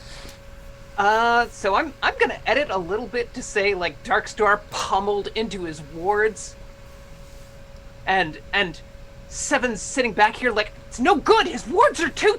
That's He needs good, the yeah. wards. Like I hit him, and there was like a magical Yeah. Cool. Abjurations of Abraddon. So gonna try and hook some magical fingers into the runes that make up the spells surrounding him, and just It's not very break nice. it open. Ooh, I cannot roll today. I know the feeling, except for that natural 20. There's a lot of that going around. I mean, there should be a +1 on that. It should be a 15. Yeah, with a... Because I have the wrong bonus on it, but I don't think that hits him. Yes, that does not hit him. He's got a 22 dodge DC. Can I spend extra effort to try again? Yeah, you sure can. Oh! Oh, that's much better. 25 will definitely hit. And DC 27 to nullify his protection. His magic protection. Awesome. So I've got good news and I've got bad news. The bad news is because he does not have the Eye of Balor, he doesn't have any mystical protection on. Oh. But I will let you nullify for 1 round his magic array. Alright, that works for me. So his Fomorian Think I would know magic. that. Yeah, I think you would know that too. But you're probably used to fighting him Sure, with I the wrote Eye of the Balor. adventure. You're probably used to fighting him with the Eye of Balor, so you're used to him having like a whole bunch of toughness and a whole bunch of good stuff. So I will roll a d20 plus 11 versus that 27. Alright. So yeah, I got a 14 on that check. I rolled a 3 on the dice. So you switch off his Fomorian magic array, and he suddenly looks a lot more compliant. Overdrive. You're not Oh, go ahead, 7. You're not the only one who can take someone's magic away. That's my mojo. Hey, how's it going? Seeing that as a possible opening. Oh wait, it's overdrive, right? Yeah. I'm going to dart in there and unleash the fast attack. Because why not? Go for it. And I will maneuver all-out attack and power attack because I don't have the advantages. Awesome. Yeah, that's gonna miss horribly. Yeah, 14 is not going to be enough to hit. Okay, well, fortunately, there's that move by action thing. I was just distracting you. Get him! Resonant. All right. Let's see here. Resonance kind of she's like getting very. She looks very perturbed at the fact that nothing is working. From her end, she's really kind of got that sheepish look on her face. Also, that she caught Darkstar in the blast, so she's going to switch to her fire opal, which will make her hair change to the color of flame and her eyes become orange, and she will launch an opalescent flare at him. And I crit. Ooh. There we go. With a 28, and it is multi-attack. Oh man, that is enough to get a +2 DC for multi-attack. All right, so that is a DC 25. And +5 for the crits, DC 30. Yep. I can't roll with 30. That's good. We like those words. Yeah. That's a 20, so he's going to take a bruise and a daze. That's his second bruise. What does it look like, Resonant, as you sort of wail in on him? So Resonant's kind of channeling that whole, oh god, I'm not worth it. Oh god, I hurt one of my friends, or at least somebody that I'm fighting with. Oh god. And she just looks at Brace and just says, he's the reason all of this is happening. And she just kind of channels that into a little bit of extra oomph and just launches this dart of flame at him, and it just strikes him square in the chest, driving him back into the let's say into the door frame for whatever piece is left of it. Perfect. Are you going to move, or are you happy hanging out there? I am happy hanging up here next to the ceiling where things can only throw things at me. Deathgate. Seeing that as a possible opening, I am going to attempt to reach out with my telekinesis and grab the remains of the car and launch the car pieces at him as a giant area effect weapon. It's an area effect weapon. Well, it's bigger than him, so. Cool. Okay. So are you looking to power stunt your move object into a burst area damage? That's kind of what I'm hoping, yeah. Okay. But that's going to hit Darkstar, isn't it? Probably. It's rank 1. Well, you know.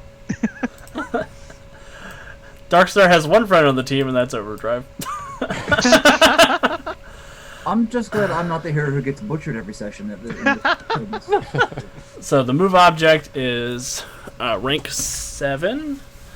So we can do burst area damage on that to rank 3 or rank 4. Rank 4 burst area. So What do I have to roll? actually, rank 4 damage isn't enough to overcome your impervious toughness. So you don't have That's to roll right. So anything. I'm just like, Yeah, it just slams into you. But Braze will roll a dodge save versus 14.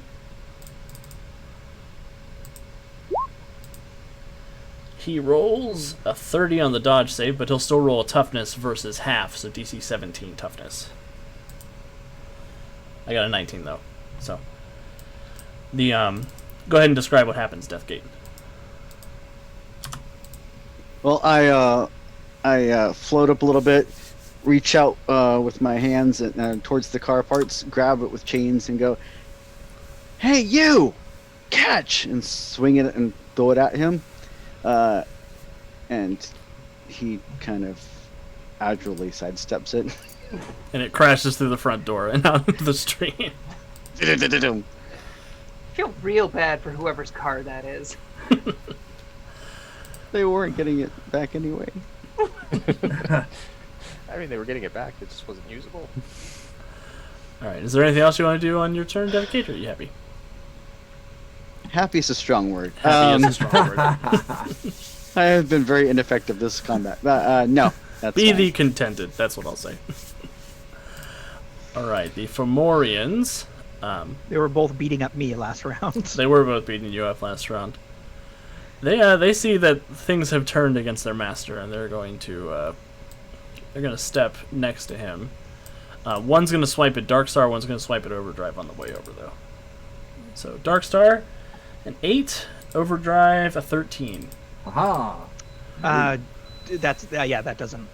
Yeah, I assume so. So they both sort of swing, making their way next to Braze. Braze, however, he's dazed. Things are looking real bad. He's going to cast a spell. 7. No, he's not. Oh no, that's right. He's not. Ah! Yep. No magic array this turn. You should attempt to cast a spell. Nothing happens.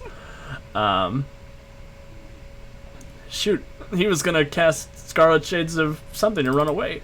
You can still start running away. He is going to start running away. Bravely ran away. You know what? I'll wait till Daedalus is back in office, and then I'll come up and I'll ask him for the Eye Baler. All right? No hard feelings. I'll talk to you soon. He's gonna start running outside. Okay.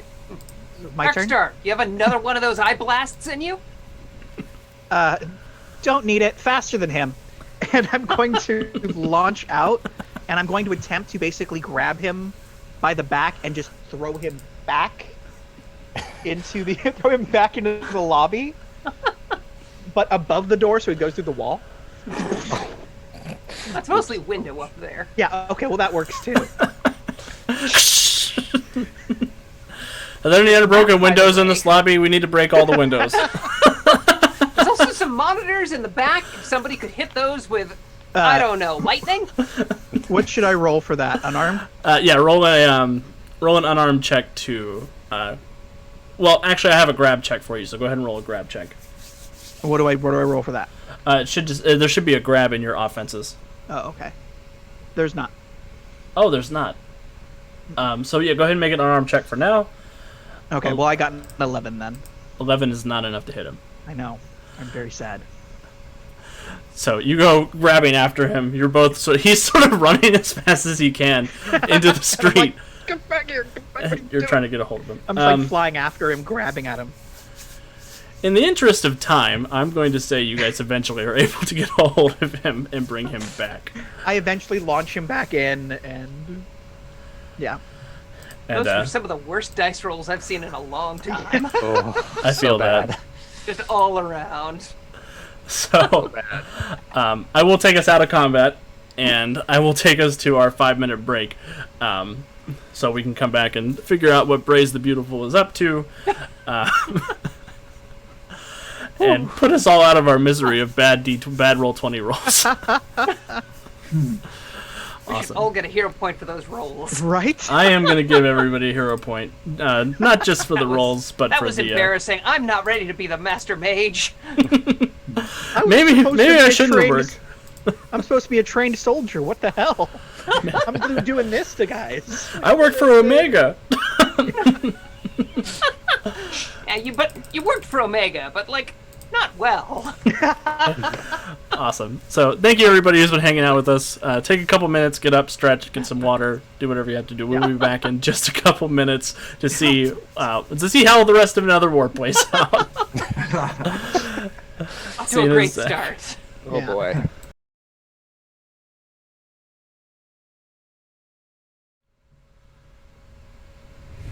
Hi everybody. Thank you for hanging out with us again as we're going through the first episode of Netherwar with our extra special guest Crystal and our brand new cast of superheroes, including the wonderful Everly from Geek House on YouTube. Thank you so much for joining us. Thank you for having me. Of course. We were having a great time. We the group 7 showed up for a job interview for the Freedom League. Everybody else started their first day of school at the Claremont Academy, and then a big fight broke out in the lobby of Freedom Hall between Braze the Beautiful, our heroes, who were accidentally summoned by 7, and they have. Gonna get detention. Maybe. I'm sure Cynthia can give you guys a doctor's note, quote unquote. Cynthia, a doctor? I'm a robot. I'm many things. Do they give PhDs to robots? In the comic book universe, probably. Yeah, it's kind of racist if you don't. I mean, they put in the work like everyone else. I'm pretty sure some robots have doctorates in the real world too. That's probably why they call them Doombots instead of Dr. Doombots, because he didn't want to pay for all of that extra schooling. Excuse you, I didn't go to 4 years of robot medical college just to be called Doombot. Yep. Doombot. Sorry. So, All right, yeah, back on track. So yeah, you guys have taken Braze the Beautiful prisoner in the lobby of Freedom Hall. Yeah, I assume he is just like wrapped in ethereal chains and frozen in a block of ice, which is then like gripped in a giant stone hand. He's very All the surly different about ways. the whole thing. All the different ways we can entomb him. While they're interrogating him or whatever, I kind of wander around to the various downed giants, and I just make sure they're unconscious. I'm not saying I like punch them or anything, but like I just make sure they're not getting back up again at the moment. Good choice. Oh, thank you so much for the sub, Billy Mac. Who do you want to give your extra hero point to? You can give it to PH2. me if you want. Stop that call. Stop that call. Bad Alex. While Billy's deciding that, the group.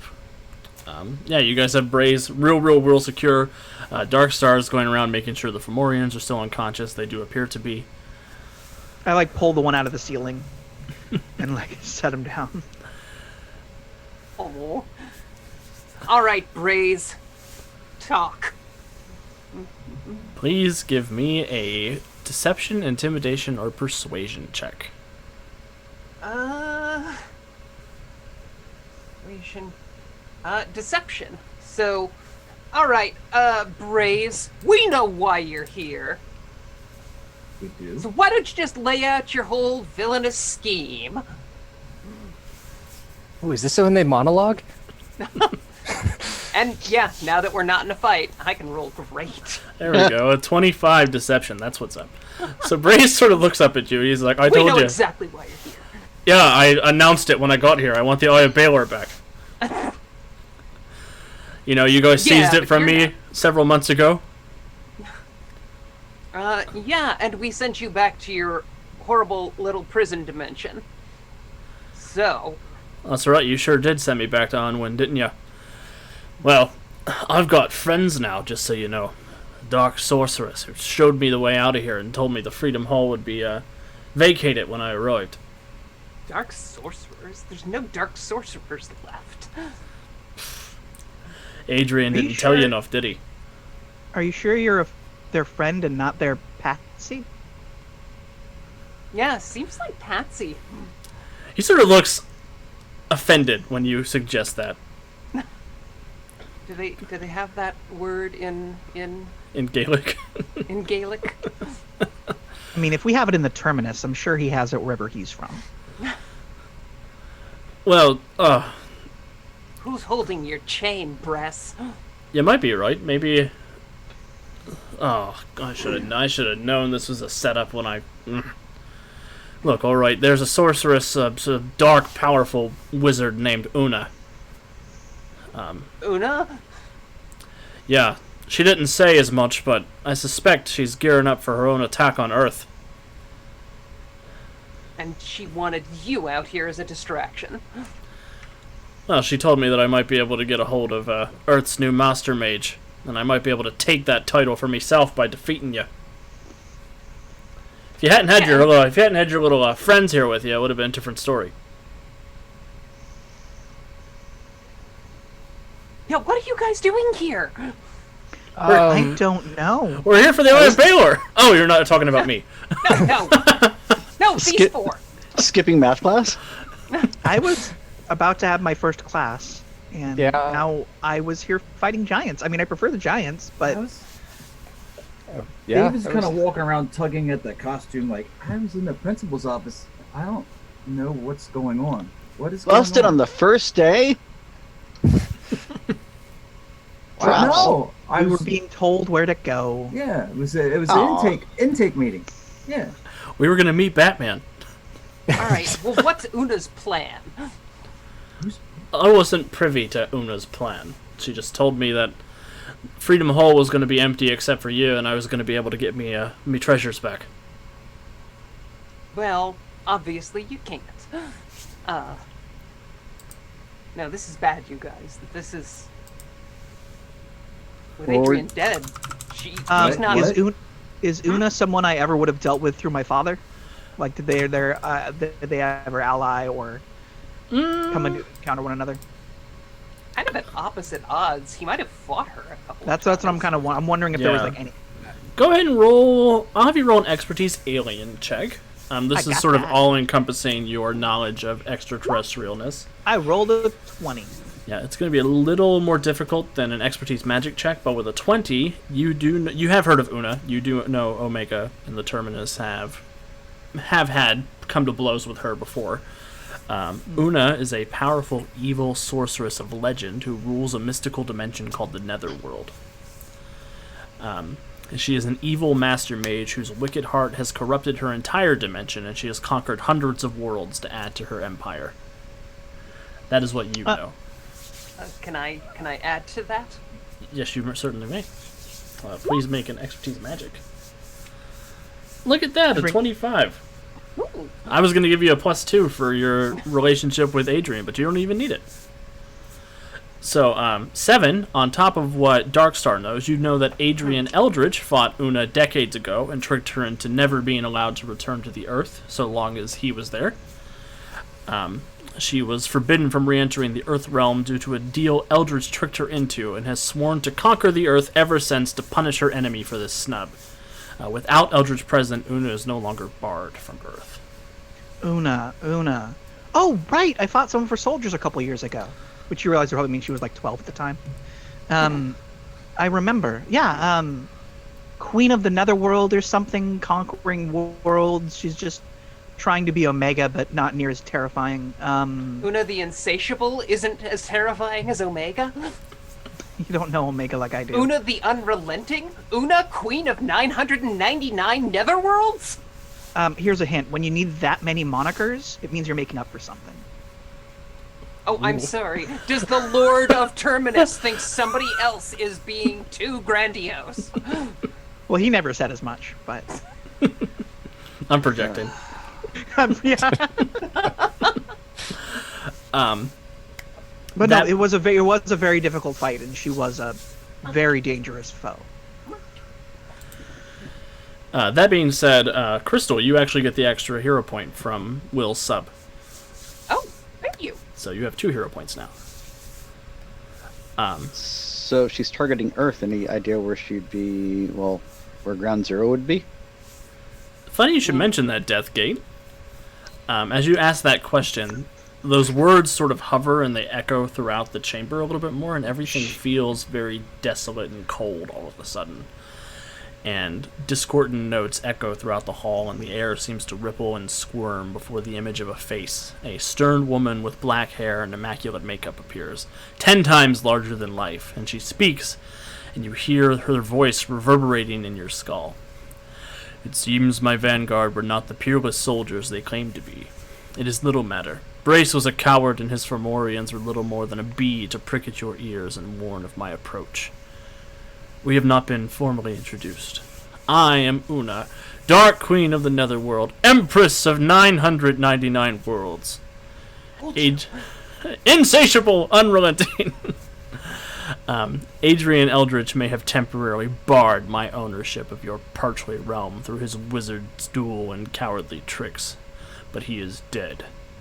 And even now, here in my Netherworld, so far beyond your childish grasp, my armies prepare to march across your world.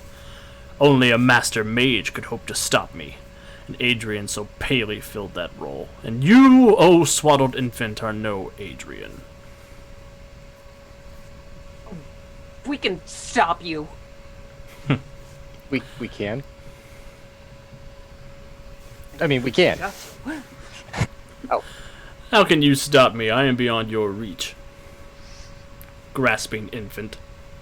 I mean, for now, you do intend to come here, right? Which means that would literally put you within our reach. And then I look over at the villain we just defeated, and I look around at all the Fomorians. Well, Come on. Remember what- a you bunch remember of what kids happened in the- just... You remember what happened in the Terminus, and you really want to go round 2? Those Fomorians are worthless cannon fodder. If they return to my Netherworld, I'll kill them myself. I glance over at 7, like, sorry, didn't mean to interrupt. Well,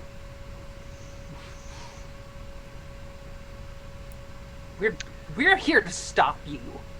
And when the Freedom League gets back, you're going to have twice the trouble. The Freedom League isn't coming back. Wait, what? I have banished them to the farthest depths of the Netherworld. That sounds like a bad thing. That is a very bad thing. I kind of look at the others. My bravado kind of fading a little bit.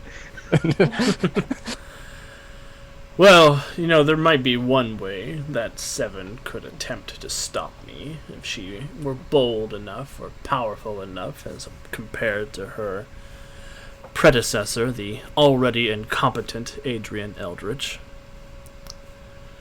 You could defeat me in a wizard's duel. Well, I can take you any day of the week. Come to the Netherworld and make your facts deeds. All right. I look over and Hard shoot an eyes a look to Resonant. We're not letting her go alone, right? We're gonna get her back, right? Just Resonance nodding her head emphatically in a yes motion. Okay. Oh, I mean, I'm already late for class. I might as well just miss today. School's out for summer. I was gonna say, you guys stay here. I can't let you get hurt. But You're not gonna go saying alone. that never actually worked on me or Ray or Chris or... All right, Bress, how do we get to your friend over there? Well, yeah, I'm a little upset that she's just willing to throw me under the bus like that. I mean, most people who want to take over the world aren't exactly too interested in playing nice with the people they're working with. You should probably get used to that. Well, here's the thing. I do know a spell for dimensional travel, and I have visited the Netherworld before, but I needed Una's help to force open the gates of Unwin. I'd be willing to send you to the Netherworld in exchange for the Eye of Baelor. That is off the table. Why is that off the table? We're just talking. We're negotiating. What if you help us and we don't send you to the Underworld? Oh, I like that one. Yeah, I mean, we can leave you here and let Una find you when she gets to Earth. Or I can send you someplace worse. Do you want to go actually visit Loki? I can make that happen. I don't want to. That guy owes me money. I don't want to talk to Loki about this. All right. Fine. I can assist in performing this ritual, assuming I'm allowed to borrow some energy from the Magister Mage. Yeah, let's put this together. Awesome. We hit her fast when she's not prepared, and we can take this down, stop her invasion. Am I the only one who's a little weirded out by this whole conversation? Because you're all talking crazy. You just fought 6 mystical giants, mate. What do you mean we're talking crazy? You live in a city that gets invaded every 6 months, so like... Yeah, I mean, if it's not aliens, it's giants or fae or the undead. Oh, God. Oh, I hate when Where the were you undead guys show when up. Hades... Yeah, where were you guys when Hades' army of the dead invaded? Not on Earth. I wasn't born yet. I wasn't involved. Right. That was time travel. Never mind. I promise I wasn't involved. That was an alternate dimension. Look, You guys stay here. This is too dangerous for a bunch of kids. You're like a year older than me. 2. I'm like a year and a half. Hey, when you're in high school, every month counts. Right, I know the basics of traveling dimensions. It's really complicated, but I've got the math here. Dimensional travel is not exactly my specialty, but I did kind of break the veil between our realities to come here, so I could probably help. But if you want me to help, I'm out of character. I've got the ritualist advantage, so I can make a dimensional portal if we sit down and like That's true. do the math and. That gives me some time to become like unfatigued and maybe heal. Yes. So I'm down. All right, so yeah, all of your injuries do disappear after a couple minutes after the fight. The fatigues do go away for those of you who are fatigued. And I'm going to go ahead and give you all narrative control over how you want to describe opening this portal to the Netherworld.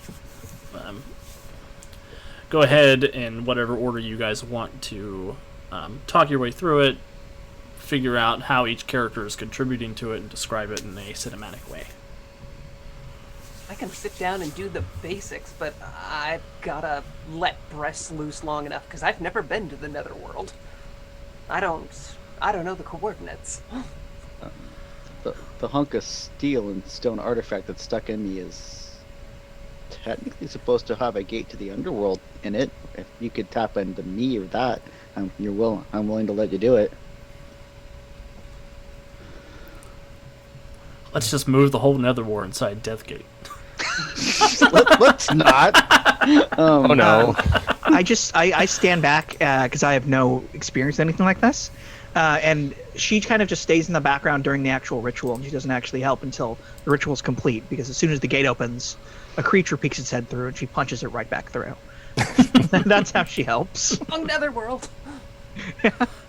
Wrong Netherworld! Yeah, I just imagine at this point, Resonant is basically just lending any magical talent that Seven would need to kind of complete the ritual and make it, stable for us to go through. One thing I do while they're doing the ritual is like I walk over to one of like the destroyed pillars and I pick up some rubble and I try to like push it back into place, and it just kind of falls back out, and I'm like, Oops. I kind of kick some rubble behind me. Cynthia will buzz over to where Seven is. Miss Vervain, if you are planning to leave the Freedom Hall, I do have to get this back to you. And her chest opens up and she gives you the umbrella that your grandma gave you for good luck. Thanks, Cynthia. Guess I will probably not be seeing you. Nonsense, she'll be back, don't worry. All of the heroes come back eventually. And she'll sort of hover over to a closet and she'll get out a dustpan and she'll start sweeping up debris from the fight. Better get back. I just got here. All right. Well, we've got a mystic portal, or mystic teleportation circle that I think can carry us to the Netherworld. Perfect. Okay. I'm going to need somebody who can vibrate at high frequency. I glance at Overdrive. Hey, you can do something like that, right? I've Sure never you can. tried that before. Have you ever tried vibrating before? No. Here, drink Well- this soda. If any of us can do it, it's probably you. You seem to be really, really, really fast. Even I'm faster going than me, to and I'm pretty fast. I'm going to need a massive infusion of stellar energy. Oh! I mean, I'm powered by a supernova. Does that count? I mean, that should do it. Okay, great. Gemma, can you help me align the crystals for this? And, Deathgate, which underworld did you say you were linked to? Well, theory is all of them. Oh, crap. Handy!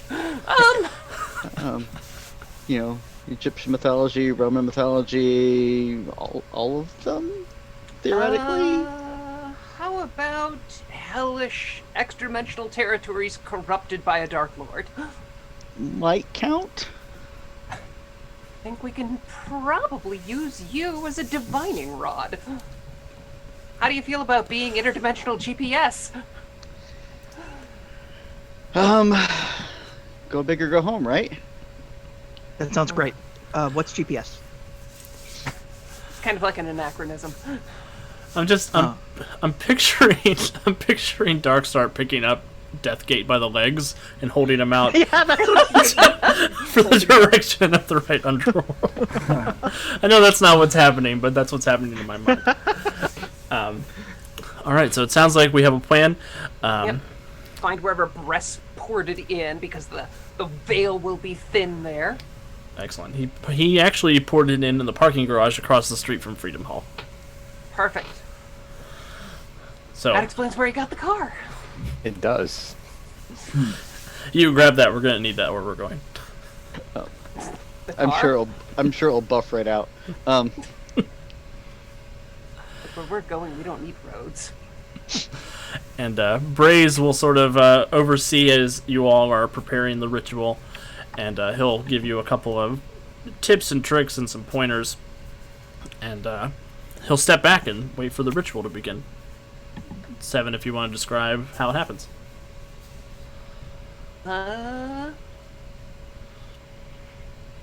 So we've got Resonant creating supporting a little lattice of crystals in the air, and Overdrive charging them up with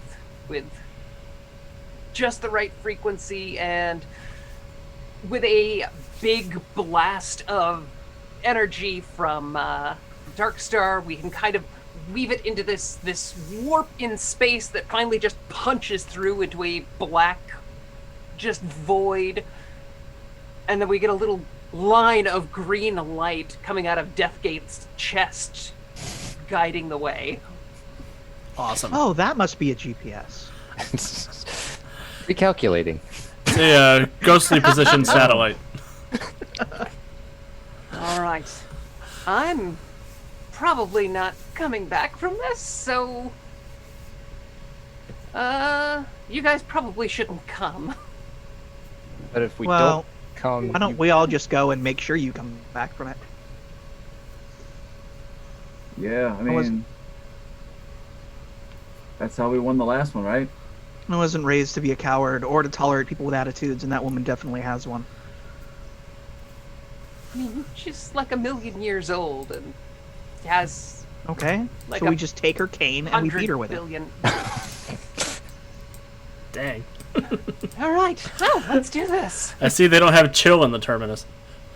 It's like Jack says in the yeah, they do not have chill in the terminus. It's like Jack said in the stream, it's that or algebra. So I'll take the Netherworld. Oh. Yeah, I guess facing destruction at the hands of a mad sorceress is probably better than, math class. Yeah. All right. I mean, I've never had a math class, but I assume. it's bad. Already predisposed. Alright, so, you guys perform the ritual. The world twists and deforms around you, resettling into a strange new shape. No sun hangs above you. Instead, the entire sky churns with a dull fire of orange and purple.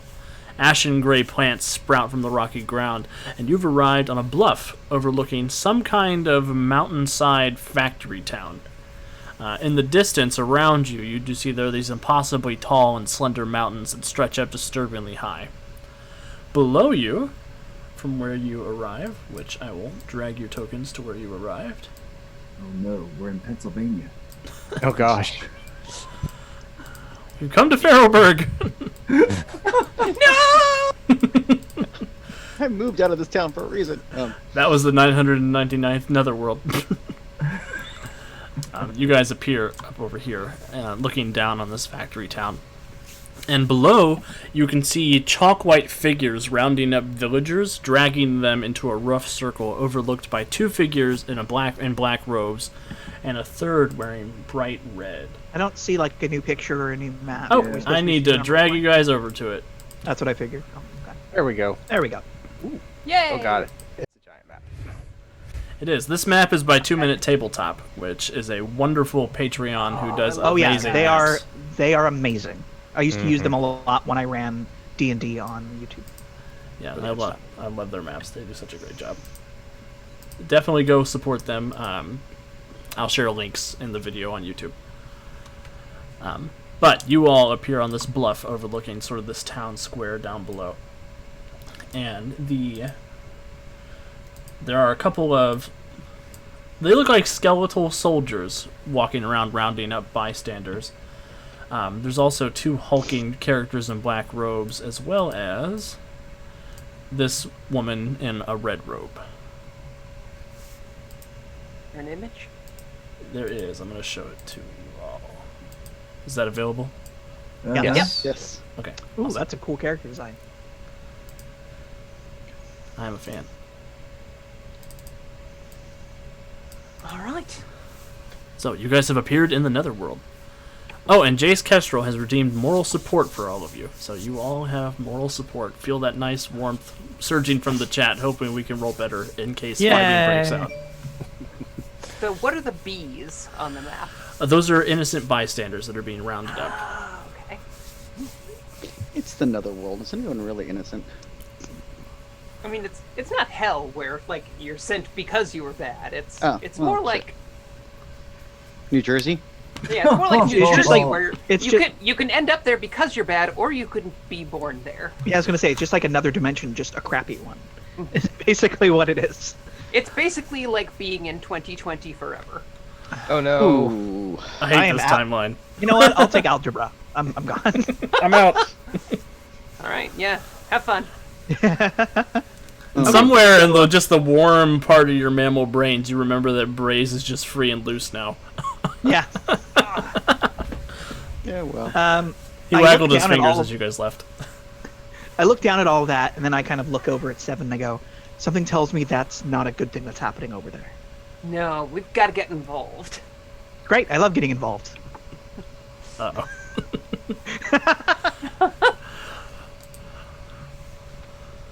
I kind of float into the air a couple feet. Right. Anybody got any brilliant strategies?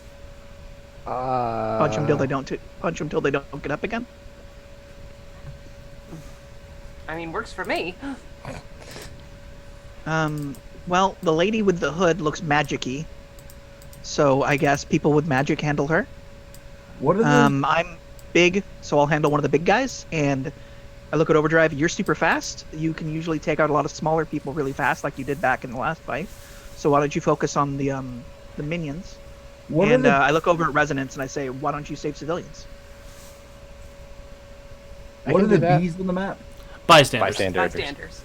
Okay.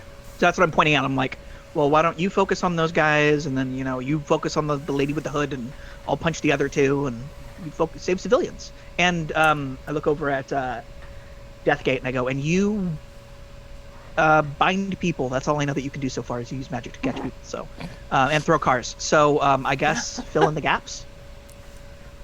I'll try and get people out of the way. Or you could target the lady in the mask. It doesn't matter. You're the two magic people. Right. Or do what you want. I'm gonna launch. All right. I'm Yeah, like- let's do this. Like, I'm the leader. I gave orders. Let's go fight. Huzzah! I guess just open up with a bolt of magic, just streaked across the ground, and sort of a commanding, "Leave those people alone." Perfect. It's just. Get out of my head, Jonesy. So, if you all want to arrange yourselves where you are on the map when you launch your ambush, they're not really paying attention to anything Ambush. coming down. I would imagine we want to be a little bit closer. Speak for yourself. Yeah. I can get there. Just trundle down the mountain real quick. So yeah, I guess right around here. So 7 streaks a ray of magic across. Yeah, I just fly over. So I fly like 250 miles an hour or something, so I get there pretty quick. Yeah, just like a.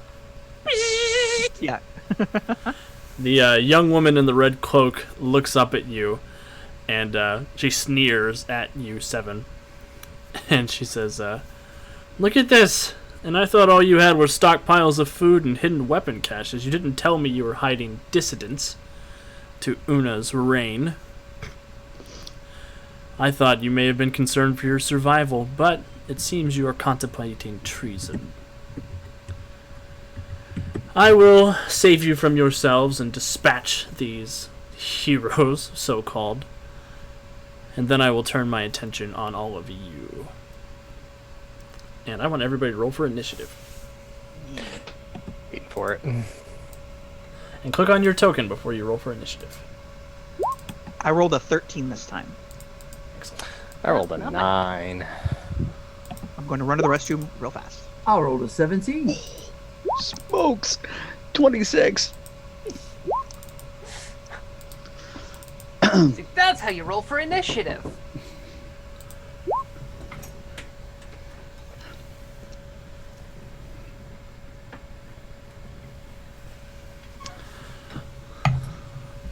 My hot cocoa has arrived. Okay. Is then the the woman in skeletons. Go woman in red? Is the woman in red doing any kind of magic or anything at this time? Not at this time, but she does have a bone staff, and she looks menacing. Does she kind of scream necromantic? You know, if I was going to use an adjective, necromantic would not be far off. I love it when Not romantic comedy. when you get clever like that. Necromantic comedy. That should be a genre of movie. Didn't. Wasn't that Oh, the show iZombie? Yeah, and Warm Bodies. Yeah, Yeah. that is a genre of. Yeah, and kind of Weekend at Bernie's.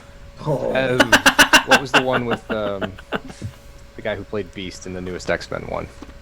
It was like a Romeo and Juliet style. Yeah, that was Warm Bodies. Oh, was that it? Okay, yeah. I guess vampire romance would also be necromantic comedy. I In mean, some, if they were funny. yeah, and not just like alarming. Deathgate, you're up first.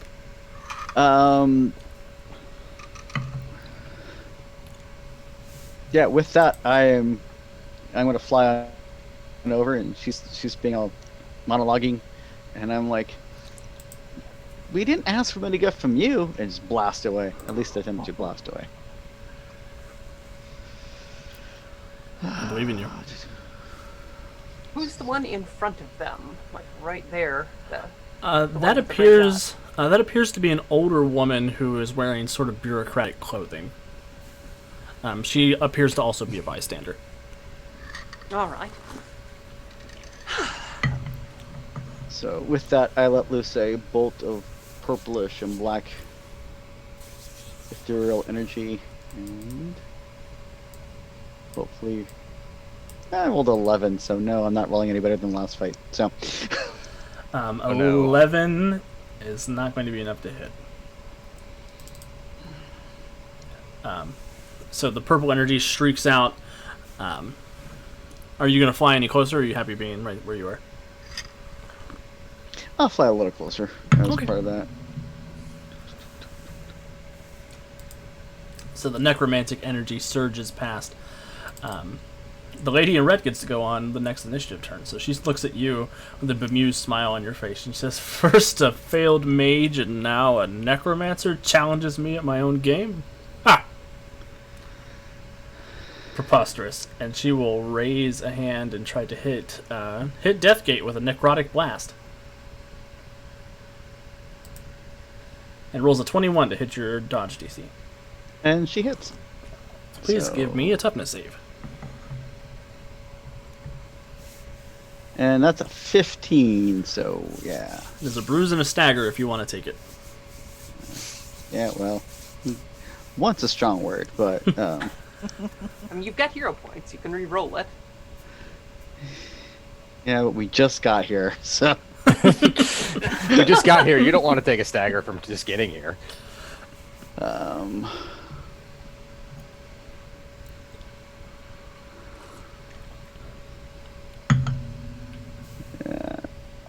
I just don't trust myself to roll any better at this point, actually. All right. And she will walk in your direction, Deathgate. 5, 10, 15, 20, 25, 30. Overdrive. Well, that was mighty sweet of her to plop herself right in that group. Look where I'm going to drop my next area attack, right in there. So those 5 go ahead and make their dodge saves. DC 14. So the skeletal soldiers will roll their dodge. There's 4 of them. 1, 2, 3, 4. 2 of them will succeed. 2 will fail. What's the toughness on the succeed again? 21 or the 21? 21 if I'm sorry, 18 if they succeeded. Okay, 18 21 if they failed. All right, I'll roll for the 2 successes. 18. That's a 5 and a 24. I rolled a 1 and a 20. That's funny. Great. So 1 of them will go out. The other 2 are on 21. All right, so you take out 3 skeletons. She's also in the area burst. Can I clip her as well? Yeah. I just have to roll her next. Oh, gotcha. I've only got so much brain juice. Sorry. That's okay. Here we go. Dodge. She got a 23, and then she'll roll toughness against the 18. She got a 32. All right. Well, I got all these hero point things burning a hole in my pocket. So I'm going to surge to, with my move by action, zip over here and bless this other group of skeletal warriors. Awesome. So they need dodge saves. There's a 4, an 8, a 10, and an 11, so all 4 of them fail. All 4 of them failed. There we go. It's a 22, it's a 9, a 9, and a 24. So 2 of them are taken out. Man, there's a lot of 20s out there, GM. What's going on? I sent an email to Roll20, and I was like, you guys need to give me better rolls. Great. I have a meeting with them for lunch in a couple of days. I'll see if I can get them to switch it off. Are you happy ending your turn there, or do you want to use your move by action to go anywhere else? I think I'll use my move by action to kind of be here amongst the bystanders. Now would be a good time to run, people, because the bad guys, they're angry. I would get. They all look up at you, and you realize that they do not speak English. Man. I had time to figure that out. Knew I shouldn't have skipped German class. Darkstar, you want to take out the big guy? Darkstar, it is your turn. Yeah. Which one's the big guy, and what does he look like exactly? I'm trying to remember. So C and S both appear to be 9 to 10 feet tall, wearing black robes. They do. Right. You can see just the parlor glimpses of pallid flesh underneath. The one that is a C on the left, he does appear to be embedded with some rocky, almost gemstone-esque fixtures. The one on the left, their flesh seems a little morphic, a little bit like the flesh is sort of oozing down every now and then and settling back up into place. I launch forward at blinding speed. Basically, you blink, and I'm now in front of C, and I don't stop when I get to him. I attempt to punch in. I attempt to just basically launch into with my fist so hard that I just fire him back into the mountainside. Perfect. Roll to hit. I believe in you. I rolled a 14. My belief was misplaced. Yeah. Wow. You can use a hero point to reroll if you want. Yeah, I will do that since I have 2. Boop. Yep. Ha! Ooh. So I got a 7 this time. I've got good news and I got bad news. Meaning I rolled a 1.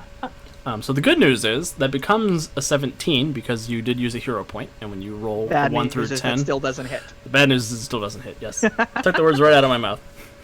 Man. So basically, I boom, launch through the air and I hit him as hard as I can, and there's this resonant sound that just comes off of the crystals as it collide with his armor, basically, and just. And I kind of stumble back in the air a little bit. Yeah, and you are definitely used to stuff moving when you try to move it. Yeah, and that's what it is. I kind of like hit like a brick wall, but a brick wall that I can't go through, which is really rare for me. Right. So. Awesome. And then are you staying close to where he is, or are you going to fly any farther away? I'm gonna launch myself into the air, but trying to keep his attention on me. Perfect. So 7, your turn. All right. Well, this show does not need a front row audience. I'm going to use my elemental mastery, and can I just basically pick up this chunk of earth and move it back? Yeah, you sure can. So basically just slide everybody 30 feet back out of the fight. Override can catch up. Or Overdrive can catch up. 5, 10, 15, 20, 25, 30. Boop. Awesome. Do you want to describe how that looks? So, yeah, I think it's just like a little dust devil basically churns in a square around these people as they start to panic and look around, and then suddenly they all shake as the rock under them just slides backwards. Beautiful. I love it. And place myself there in front of everyone. Or in between the rest of the forces. Awesome. Skeletons. I have 3 skeletons left. What did they want to do? They wanted to attack Overdrive, but he's far away. I guess we'll move him, see how that goes. I moved them specifically back there to stop this from happening. The good news is I don't think these guys can clear it. But they will come stand next to 7. That's not my favorite place for skeletons to stand. I prefer for them to stand inside of my body. That's my preferred place for skeletons Not to me. be. I hate thinking about skeletons living inside me. Mm-hmm. I hate thinking about how my skeleton has never been dry before. That's a thought. Think about that for a minute. No, I don't want to. No. I really don't want to. Wow, That's on the internet now forever. You're welcome. Alright, my skeleton green's gonna come up and try to spear 7 Shiny shields with a 13 versus parry. does not hit. And then red blue is gonna attack Overdrive. And roll a natural 1 and get a 4. People are freaking out in chat. That's my bad. Alright, Resonant, you're up. Alright, so Resonant is going to pull on the power of her Topaz, and she is going to launch a Tempest Flash at the Necromancer, who's focused on Deathgate. Awesome. So I'm going to spend a hero point to reroll that, because I have a few. Alright, that becomes a 24. It is an alternate resist of Fortitude, and it has a secondary effect. Oh no. So fortitude check versus the damage. That's a 10. Ugh, that's not good. That's gonna be a bruise and a stagger. And then what's the secondary effect? I believe the secondary effect is that it does it again next turn. Oh, okay. It's like that. Yeah. Yep. It's a double bolt of lightning. Yikes. Perfect. Lightning says it doesn't strike twice. I beg to differ. It does what you tell it to. Mm-hmm. Awesome. Do you want to describe how that looks? Yep. So, again, she's going to pull on the power of her Topaz, so her hair is going to turn into the color of golden flax, and she's going to just kind of... She's like, I'm so tired of this. We just have to face Una, right? We can go back home. So... She launches the lightning bolt out, zaps the mage, and flies over here to kind of oversee and pick off anything else that might be coming. Face Una and go home, but we can't let these people get hurt. My body! Right? Awesome. Alright, so big guy on the right. Her name is Slime. She is going to slither over The to S words here, Alex. Dark Star. I'm up in the air, remember? Oh, that's right, you are up in the air. Yeah, I'm probably like 20 feet up or something like that. Then Because move by attack. She will slither over to 7 then. Oh. And there's going to be a grab attempt here.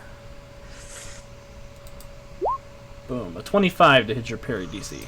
That'll hit my parry DC. I would like a strength check to avoid being grabbed, please. Can I make an agility check instead? Oh, I will permit that, yes. Or athletics. I can't remember if that's allowable. I'm pretty sure that's not going to beat her strength. Yeah, the grab DC was 20, so you are hindered and vulnerable. And if you want to trigger your complication again, I am more than willing to do that. I don't quite feel like doing that just yet. Alright. Good I choice. do appreciate the offer, though. You know, it's not every day you get to slime somebody. Ah! Oh! Not if you don't she's work sticky. for Nickelodeon. She is very, very sticky. The hands are just almost like tacky, like Stretch Armstrong hands that are grabbing hold of you. And you could feel on the inside of the palms, there's just movement constantly. It's very uncomfortable against your skin under the cloak. Does it sound like molasses on sandpaper? Yes, as a matter of fact, it does sound like molasses moving down sandpaper. That doesn't make a sound. You know, it is a bit of flavor text I used improvisationally many years ago. And now we continually remind him of it. Much like how many crates there are, it's become its own thing. How many crates are there? All the crates. It is a variable number. Jace Kestrel, make note of that. Crystal has invoked the crate clause. Be sure that Brett knows. So the other big hulking brute is going to grab a chunk of stone out from the ground underneath them, lift it up, and chuck it at Darkstar. That's fair. Since Darkstar is a flyer. I'm gonna 19 to hit your... Well, that's too high. Nope. 19 to hit your dodge dodge? DC. Yep. Yeah, that hits me. It is a DC 25, not a DC 40 toughness save. Okay, I was gonna say, I'm like, No, I put 25 where the 10 was supposed to go. Ouch. yeah. Can I spend my other hero point to reroll that? Yes, you sure may. Thank you. Sure should. There we go. Alright. It's better than an 11. 22. So that will be a bruise. I rolled a 22 this time, yeah. Perfect. Okay. So with a 22, that is going to be a bruise versus the DC 25. So this chunk of stone flies up, it slams into you. You sort of rock back a little bit as rocks shatter around the Colossus hanging out underneath you. And they're going to take a move action after that to go 5, 10, 15, 20, 25, 30 to be next to the Necromancer. Deathgate.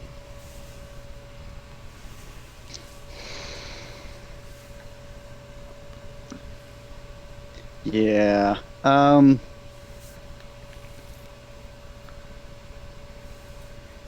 gonna try. I'm gonna try to blast again because I can't do anything else. So. And so.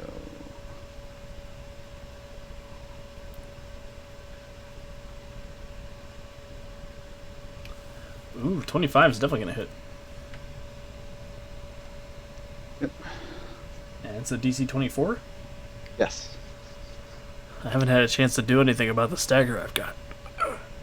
24. 22, it's going to be another bruise.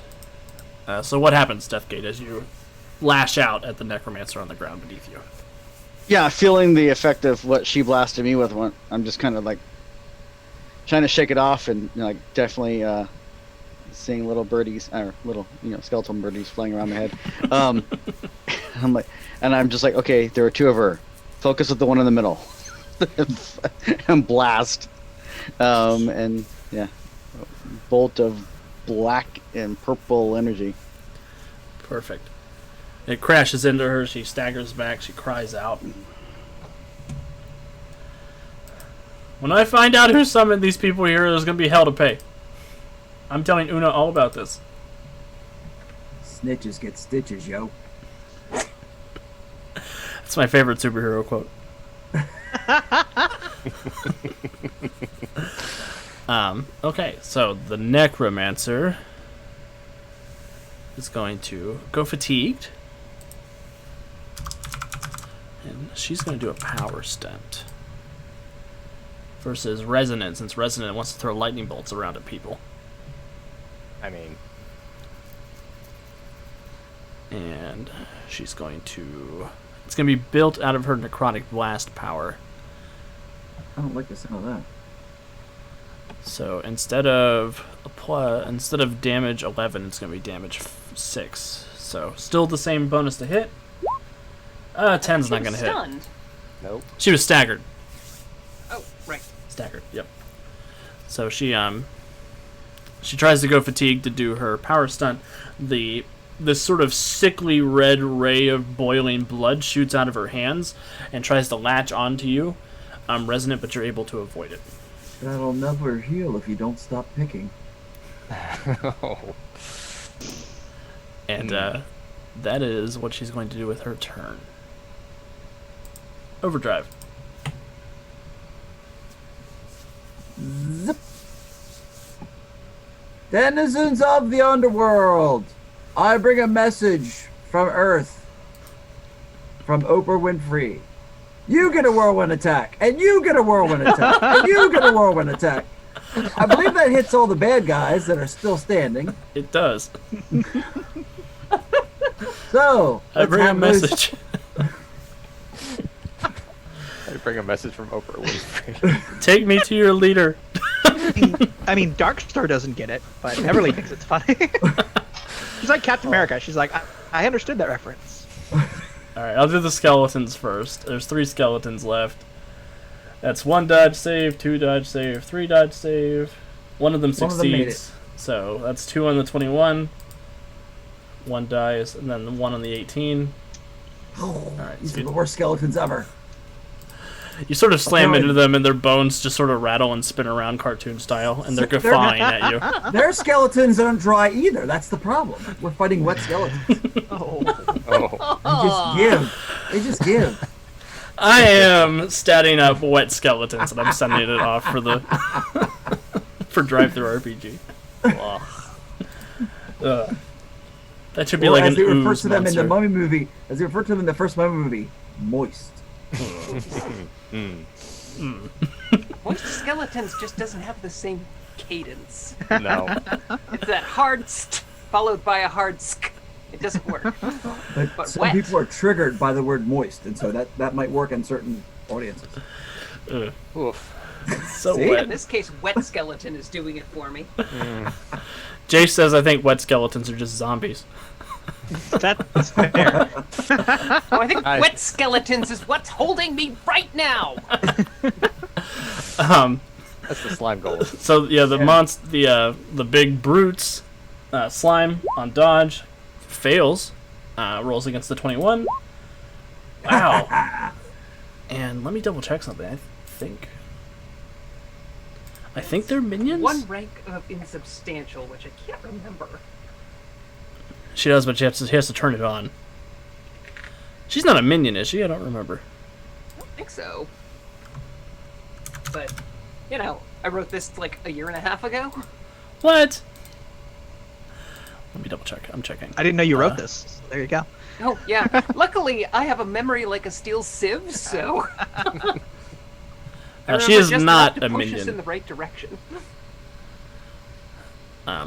She does have insubstantial, but she doesn't have it turned on right this second. An insubstantial one, if I remember correctly, that doesn't protect you from physical damage, does it? She has insubstantial too. Oh, well, that's a problem. But she does take a bruise and a daze from your punch because she doesn't have that insubstantial turned on yet. Okay.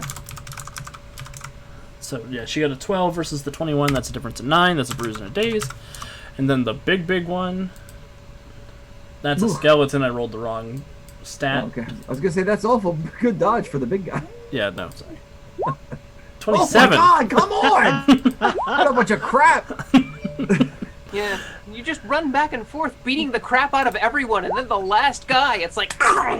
Yeah.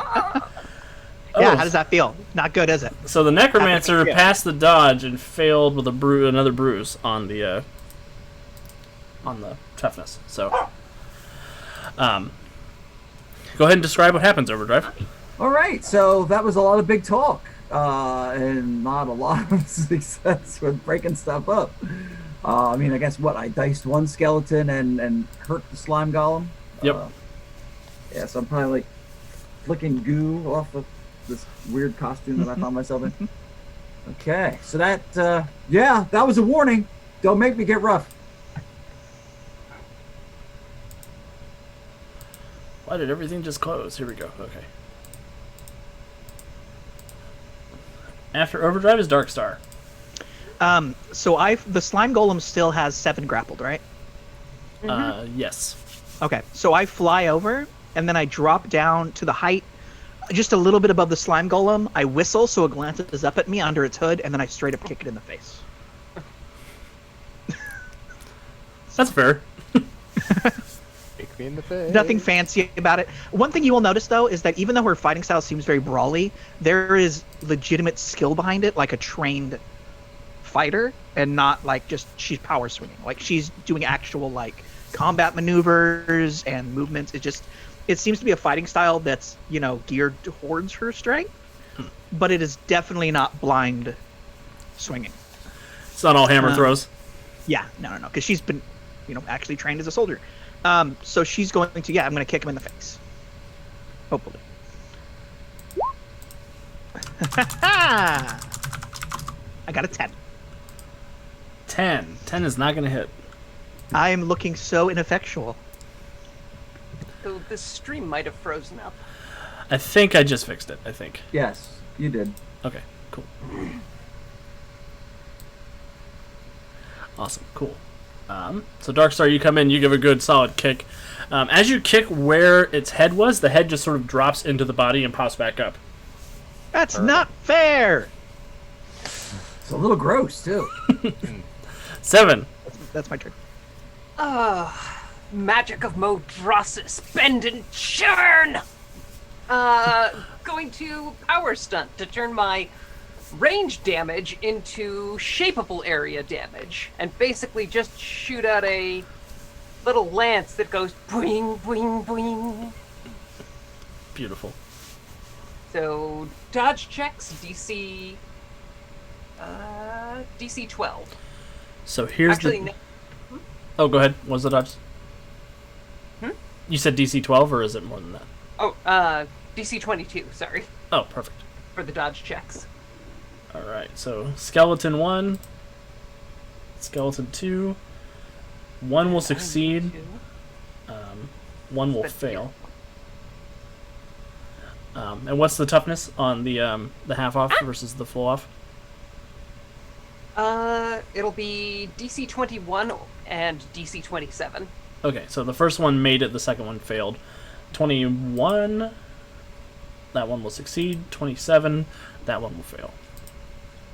And then Slime will roll her dodge.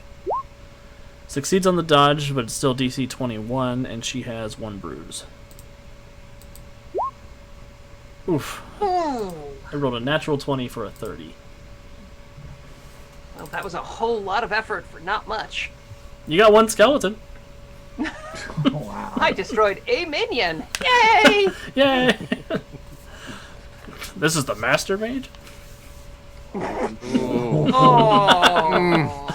Ow. Bam! Is it invoking complications if it's the GM bullying you? I mean, I feel like that's the ultimate invoking complications. Yeah, really. For reals.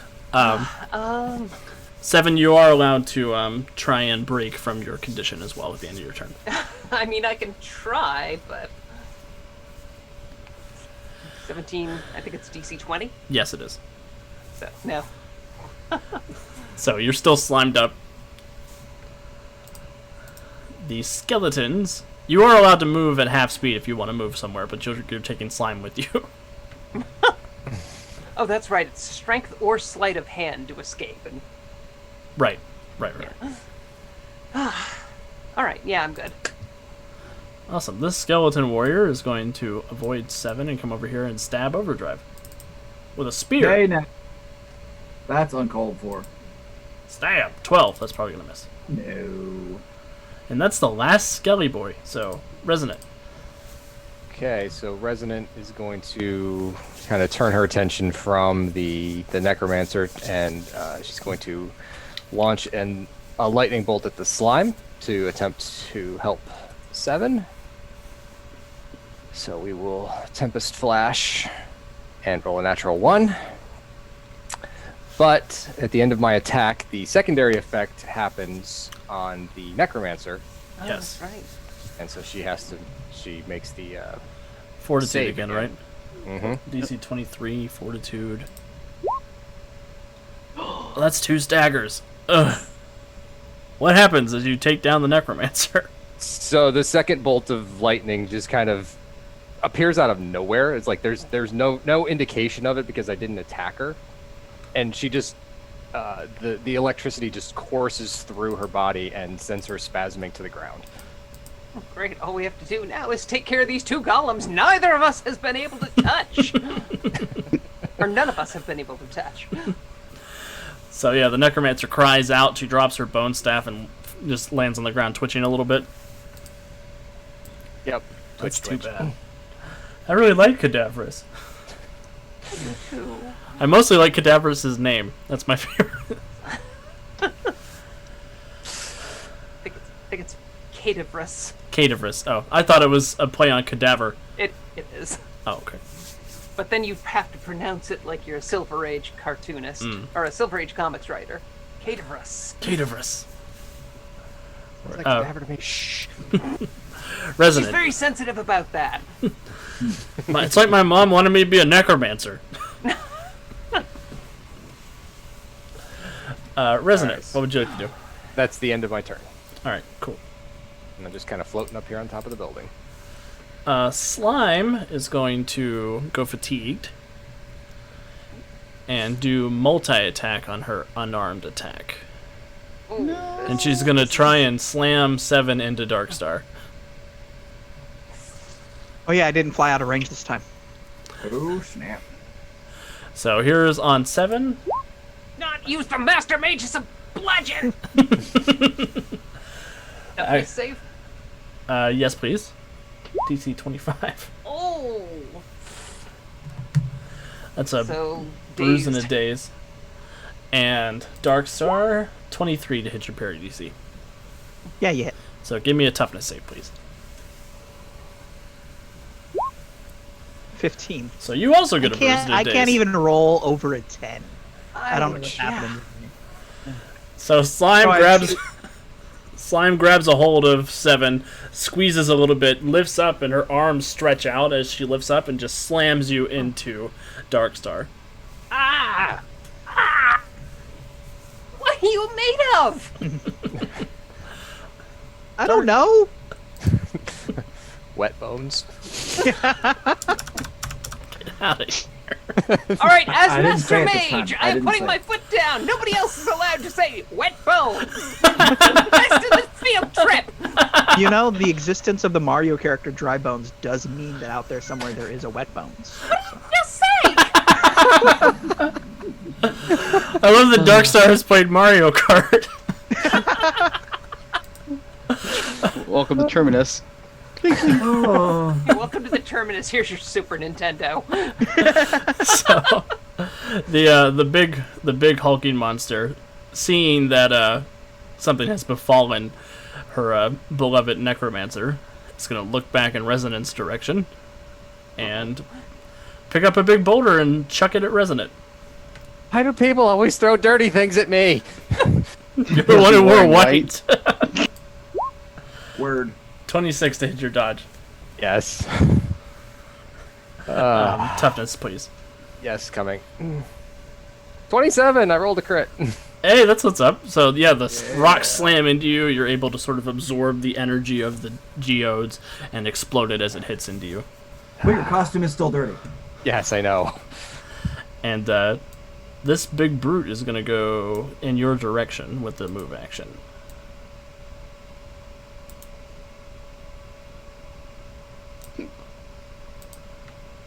Ready to go away from you, Deathgate. Get him. Deathgate's turn. Don't forget, we have one skeleton left. He's dangerous. Look, if the skeleton is really making a problem, somebody just shoo him out of the kitchen with a broom. You guys should have brought Cynthia. Somebody play some music. Get him to start dancing. I want to fly over next to 7, and I'd like to spend a hero point to reach out to 7 and momentarily make her ghostly. Excellent. That dog is all of us right now. Sorry, she's got some arthritis in her hips, and she's very grumbly tonight because it's raining and cold and wet. We love her. Is that Calamity? It's Calamity. She's love just her. hanging out down here behind me, So which normally I could show off, but Hi, Calamity. there she is. That's Calamity. What a good girl. Deathgate, with that hero point, you are able to phase 7 out of the grab. Oh, thank goodness. My one weakness, grapples. Also, apparently, being useful. I don't know why Roll20 is being so cruel to us today. Us! Captain Natural 20. I don't want to hear it. Hey, look, I am on your guys' side, believe it or not. I don't believe it. Deathgate, is there anything else you want to do with your turn? no, that's all I can do. Okay. Cadaverous is out of the fight. Overdrive. Cadaverous is out of the fight. Cadaverous. So, alright, it's going to slip up here. And all-out attack, power attack on the Slimer. Because why not? And that's got multi-attack on it. So let's hope for some high numbers for once. Hey! 25 25 is, to hit. that's pretty high, though. We'll give you a +2 damage for your multi-attack. Okay, and with the +2 from the power attack, that's a DC 27 toughness save. Perfect. She has 1 bruise. 29. Oh, yikes. Press him. Alright. Alright, then I'm going to dart over here. Over here, Slimer. Ghostbusters reunion tour this way. Come on. So yeah, you come and you start punching. You do see like bits of the body are being displaced and shoot out of the back as you're punching it with your super speed. When you say that, I'll give you a free deception check to see if you can get Slime's attention over there. Ooh, I like the sound of free. Best prize. Come on, Decepticons. Oh, come on! You rolled a 7. You actually rolled the insight check? Like you weren't going to just take that as a... I'm impressed. I rolled a 7. You still rolled your insight. Hey, I am a generous and kind god. Good to know. Darkstar. Seeing that a lot of people are kind of focusing on Slimer right now, I'm going to go after the other one, the Crystal Golem. So after being hit by 7, it knocks me back several feet, and I launch myself into the air, and I fly so fast I kind of vanish from view for a moment, and then I come back just as fast, except I come down to deliver like an axe kick to the top of the crystal creature's head. Awesome. Just So here's what we can do. Heel boot. Here's what we can do because you do have a daze, so you can't move an attack, but we can do a slam attack. Sorry. We can do a slam attack, which is Okay. It's an attack built into a move action. It's just there's a chance you'll hurt yourself too. Oh, that's fine. So you're basically slamming in with your speed rather than your strength, which it sounds like that's what you were sort of describing anyway. Yeah. So what do I roll? Do I still make an unarmed attack? I'm pointing up right this second. Slam. Come on and slam. Oh, it's a maneuver. Just kidding. So slam attack. When you charge, you can charge right into your target using your momentum. The damage rate to your attack equals your movement speed rank, or your normal damage rank with a +1 circumstance bonus. So that'll be your strength +1 is 11. So go ahead and make a D20 plus. Go ahead and make an unarmed attack check, basically. Or it'll hurt then I her just- too. Yeah, there's a chance it'll hurt. Man. So with the +1, that's a 15. So 15 will not hit. So you slam into the ground beside the bad guy. Once again, I cannot roll above like a 10. And I will need a toughness check versus your damage rank by half. So that'll be damage 21. Finally, I got a 21. Okay, you're good. So you do slam into the ground. It doesn't hurt you. You just get some dirt and rocks in your mouth, and you get embarrassed a little bit. Rude. Rude. Awesome. And your daze drops off at the end of the round. Okay. And then it's Seven's turn. Definitely taking up into the air, because that was not a fun sort of hug. And I am just gonna power attack straight down onto this woman. I believe in you. Fingers crossed, everybody. Fingers crossed. There it is. Oh! There's a Master Mage roll. Yeah, you want to handle the Master Mage? Take it all!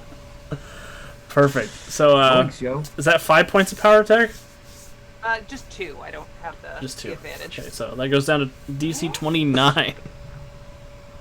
Ow. Oh, no, that should have it built Oh, it in. does have it built in. Okay. Yes, Oh, it's yeah. I got a do. little mechanism, Yep. or a little counter down here. Awesome. I wasn't sure if you did that, so Oh, thank no, you I for guess being it honest. Didn't. Oh. It didn't figure it in, because my damage is rank 12, Yeah, I thought so. so it should be DC 29. Awesome. So I guess it only hits a 27. 27 still definitely hits, though. So DC 29 damage. That's another Oh, bruise. come on! person. Somebody built this creature to be a lot tougher than I was expecting. Yeah. Well, it wouldn't be this tough if Roll 20 weren't out to kill us. That's true. Seriously. Skynet is going Apparently, it's part of the Nether. Roll 20 is one of the Netherworlds. Yes. Yes. The fun thing is this time I don't have to take credit for making the fight too hard. No, it's the rolls. The rolls are getting you guys. It's rough. The skeleton's gonna shuffle after overdrive. Hey, you forgot this, and he's gonna drop a spear in your spine. No, he's not. I got a 4. Your turn, Alex, with your 4. Right? Resonant, you're up. All right, so Resonant is going to switch over to her lapis lazuli, and she's going to create a javelin out of ice and chuck it at slime. Awesome. For a 22 on the roll, it does have multi-attack and penetrating 4. And the good news is Zal Power Up redeemed moral support, so you guys have some more moral support from the chat, and a 22 will Yay! definitely hit. What does the moral support do? It's just the chat's here; they're sending you guys. Just, Okay. I wasn't just sure if good it was like vibes. there was like a thing. Okay, cool. No mechanic for it yet, but just Good good vibes vibes. from chat. That's cool. Thank you, Good vibes are chat. good. They Thank want you all to succeed. 22 enough with an for- ice javelin will hit. Is that enough for multi-attack? That is not enough to give you a bonus to damage for multi-attack, but Okay. you have discovered something, I've discovered something. because ice is just frozen water. This is true. So the ice slams into slime. Slime will make a toughness check. 16 versus 23 is a difference of 7, which is a bruise and a daze, but slime has a weakness to water. So it's going to be a Oh. bruise and a stagger instead of a bruise and a daze. Nice. But Slime does get a hero point. Oh yeah, slime does get a hero point.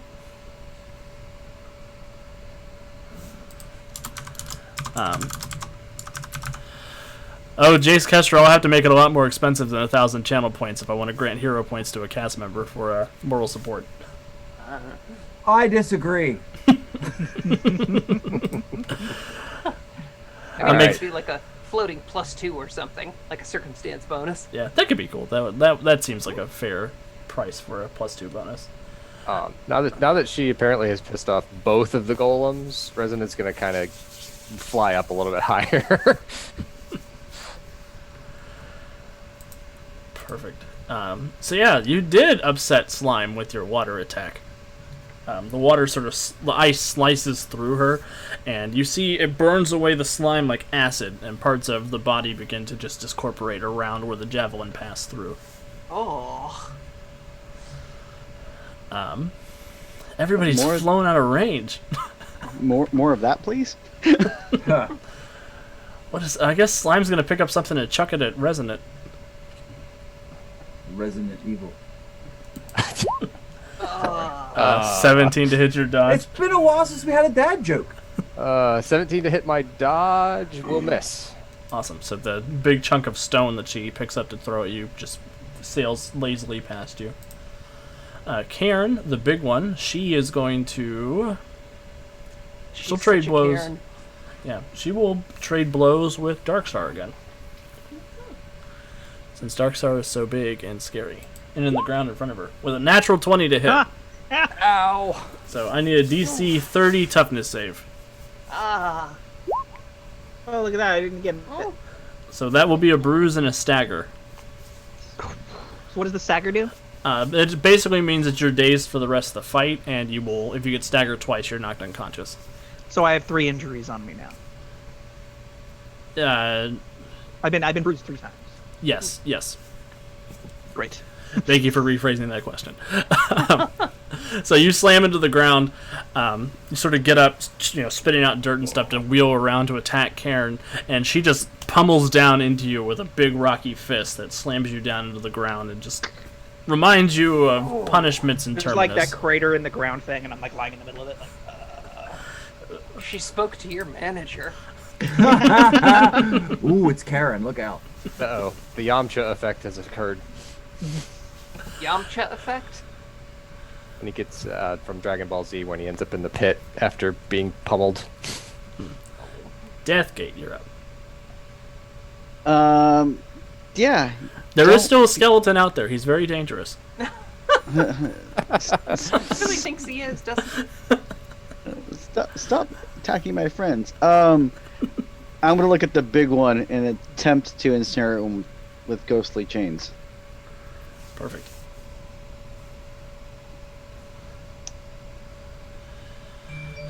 $17 is not going to hit.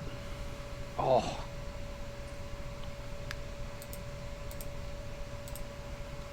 Do you want to spend a hero point to reroll, or do you want to go fatigued and try something else, or?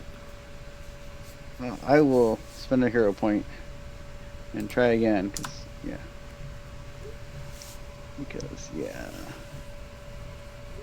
Sorry, we're going a little over. Roll 20 is abusing us. I just wow. that was a 28 on that second chance roll. Hey! So- That's a DC 24 dodge save for Actually, it's not a dodge save. It's not. What is it?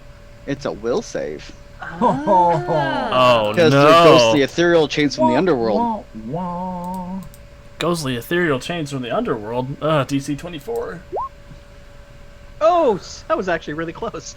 Yes, it was. Son of a gun. That was way too close for a big dumb. Stop it, Roll20! Stop it! Some of us have dinner to eat! The Let us golem rolled go. a 22.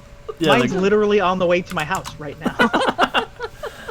So, 22, hindered and vulnerable, so there is some, just hindered. Yeah. So, Okay, who wants to do a combo attack with me? On the hindered one. That's a good I'm choice. Next, so So team attack? let's do it. Team attack. That's the C, right? yeah. The big one? Yeah. The one that's kind of sort of chopped up in my chains right now. All right. So we got Darkstar, you want to join us on a team attack? Absolutely, if I can. Yes, you can. So, actually, Alright. Overdrive, Darkstar, and 7 are all together, so if we want to do the team attack now, I do mine with my eyes. awesome. From like lying on the ground. Alright, So go ahead and work out the logistics of the team attack. everyone makes an attack check, and then Okay. what is it? God, it's been so long. It's everybody. It's in my hero's handbook. It's everyone. The people who are assisting roll to attack first. The attacks to be combined must be within 5 ranks of each other. My damage is 12. My solar flare is only a 4, so I can't do that. Oh. But I can do. Yeah, I can punch. I'll fly over there and punch. Yeah, I don't think I'm gonna help your team attack because it has to be within 5. Yes. Yeah, so you have to be Okay, damage so I have an 7. 8. I have it. Okay. Yeah, so you're good. It's 8. So, Overdrive and Darkstar, you will roll to hit first, and how high you roll determines how much bonus damage 7 gets. 21. 15. So 15 will not contribute. Oh no, he's hindered. Wait a minute. Yeah. 15 will contribute. Oh, right, because His parry is lower. he's hindered this round, which Yes. is why I wanted to do the team attack. All right. And because of the hindered, it'll be 3 degrees of success, so plus 5 bonus damage. Yes. So I'm actually gonna reverse this. I'm saying that I use my magic to wrap these two in just pummeling fields of deadly magical energy. Heck yes. Oh, come on. I've got good news though. 15 hits. So DC 32 toughness save. Ugh.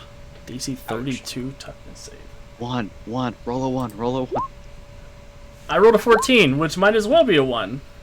Because 32 minus 14 is 4 degrees of success. So you do knock out C. What happens? Go ahead and describe it. So yeah. I'm gonna say Darkstar puts together a fastball special and just launches Overdrive, Yeah, I who like I it. have wrapped in this drill-shaped protective cone of energy, and he just junk. And for just a few moments, Karen's like, "You missed," and then, And then just This falls drill into is the pieces. drill that will pierce the heavens.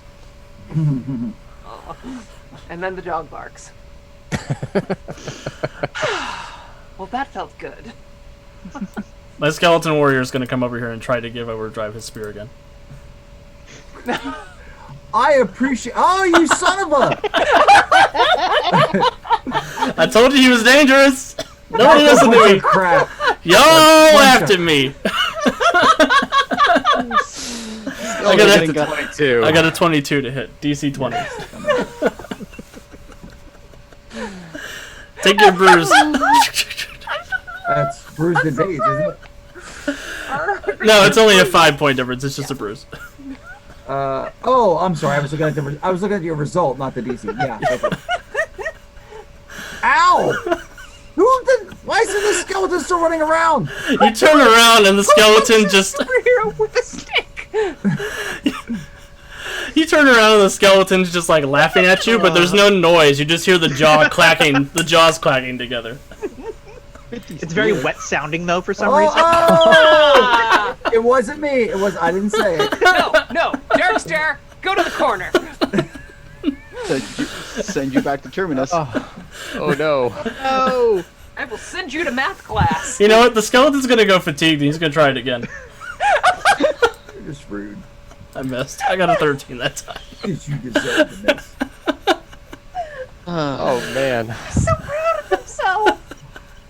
oh, food's almost. You know, his skeleton mom never thought he'd amount to anything, but Might have to say today he stabbed a superhero. I stabbed a speedster. This one's dedicated to Captain Boomerang. Resident, you're up. All right. Well, we're gonna since that worked so well on slime last time, we're gonna try it again. I hope you guys keep this skeleton. That is a He's our new 21 mascot. to ice javelin slime.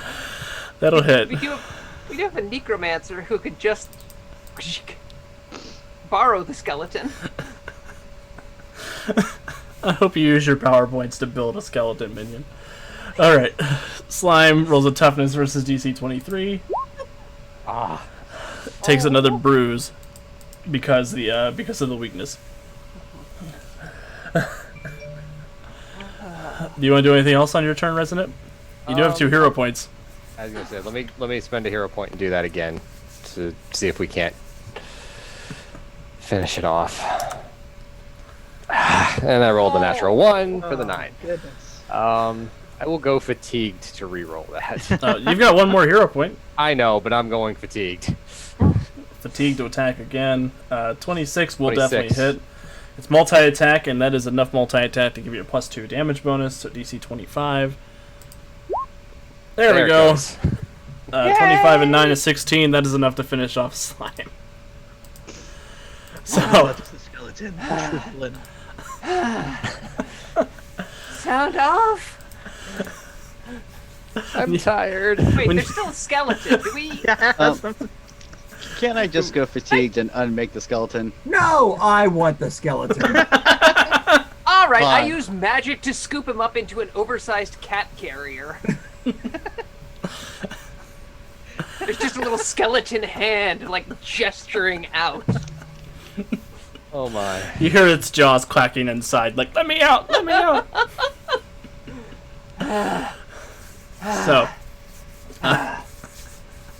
So 7, you sort of wrap up the skeleton in a cat carrier. I'm going to give everybody a hero point that will be added to their total at the beginning of next session. Yay! Awesome. The Like as Jack you're all said, sort of if this represents anything, Una's going to be a breeze. Oh, why would you say that out loud? Why would you do that to us? That's like rolling a d20 and saying I only need to roll a 5. It's You because I'm never- still you secretly working never- for It's because I'm still never secretly do. working for Omega. Oh, now the truth Oh, is crap. out. I'm gonna die. So, Cadaverous, she, as you're all sort of, like, taking stock of what's happened, you do see she raises a hand, and this sort of sickly red and purple energy streaks along the ground and grabs 7 by the ankles and yanks her down through the ground. And that is where we will leave off this session. Cliffhanger. Hero point for the GM fiating me like that? Yes. Yes, that's why I said everybody gets an extra hero point for the beginning of next episode. They're outside. Or, I guess, Crystal, when we play with Steve, I'll give you an extra hero point at the beginning. Works for me. Awesome. So, yeah, That was rough. Roll20 was not Yeah. kind to everybody today. But, I had a wonderful time. That was a ton of Oh, I fun. did too. Yeah. Yes. I don't need to be rolling nat 20s all the time to have fun. These Can These- I have her nat 20s? the skeleton also leaves with 7, so the skeleton can come Aw. back Aw. as a big boss eventually. So at some point next session, you just have to cut to, like, 7 and the skeleton in the exact same cat carrier being like, so what are you in for, man? You put me in here. I mean, we're never going to get anywhere if we just keep, living in the past. Keep blaming each other. Awesome. So, yes. Thank you everybody for joining us for our first episode of Netherwar. This is going to be a really fun campaign, I can tell. Thank you all for having me. Yes, Thank you for playing for and joining for us. writing this. Yeah. Writing. Oh yeah. I It was very nice I feel meeting like you. if it were better written, we probably wouldn't have struggled so much. That was the dice. It wasn't the design. Yeah, It that was the dice. dice. That was not the design. These names, Cairn and Slime and Cadaverous. I'm here Cadaver- for it. That's a good villain name. I love that Necromancer name. I want Cadaverous to meet Abracadaver. Like, Right? Oh! They need to form a Oh. team. They have like a daddy-daughter day. Crystal, I changed my mind about what I want to pitch for Astonishing Adventures. All right. Well, thank you. It was a lot of fun. Yeah, so thank you everybody for tuning in. Thank you to all my players for hanging out with us tonight. We are a little late, so I won't bother with introducing everybody, but please make sure to check out Geek House on YouTube if you have not yet, to go ahead and give a follow and subscribe to them. And Please. on Twitch, we're Geek House White Tea. Yes. And please support Green Ronin Publishing.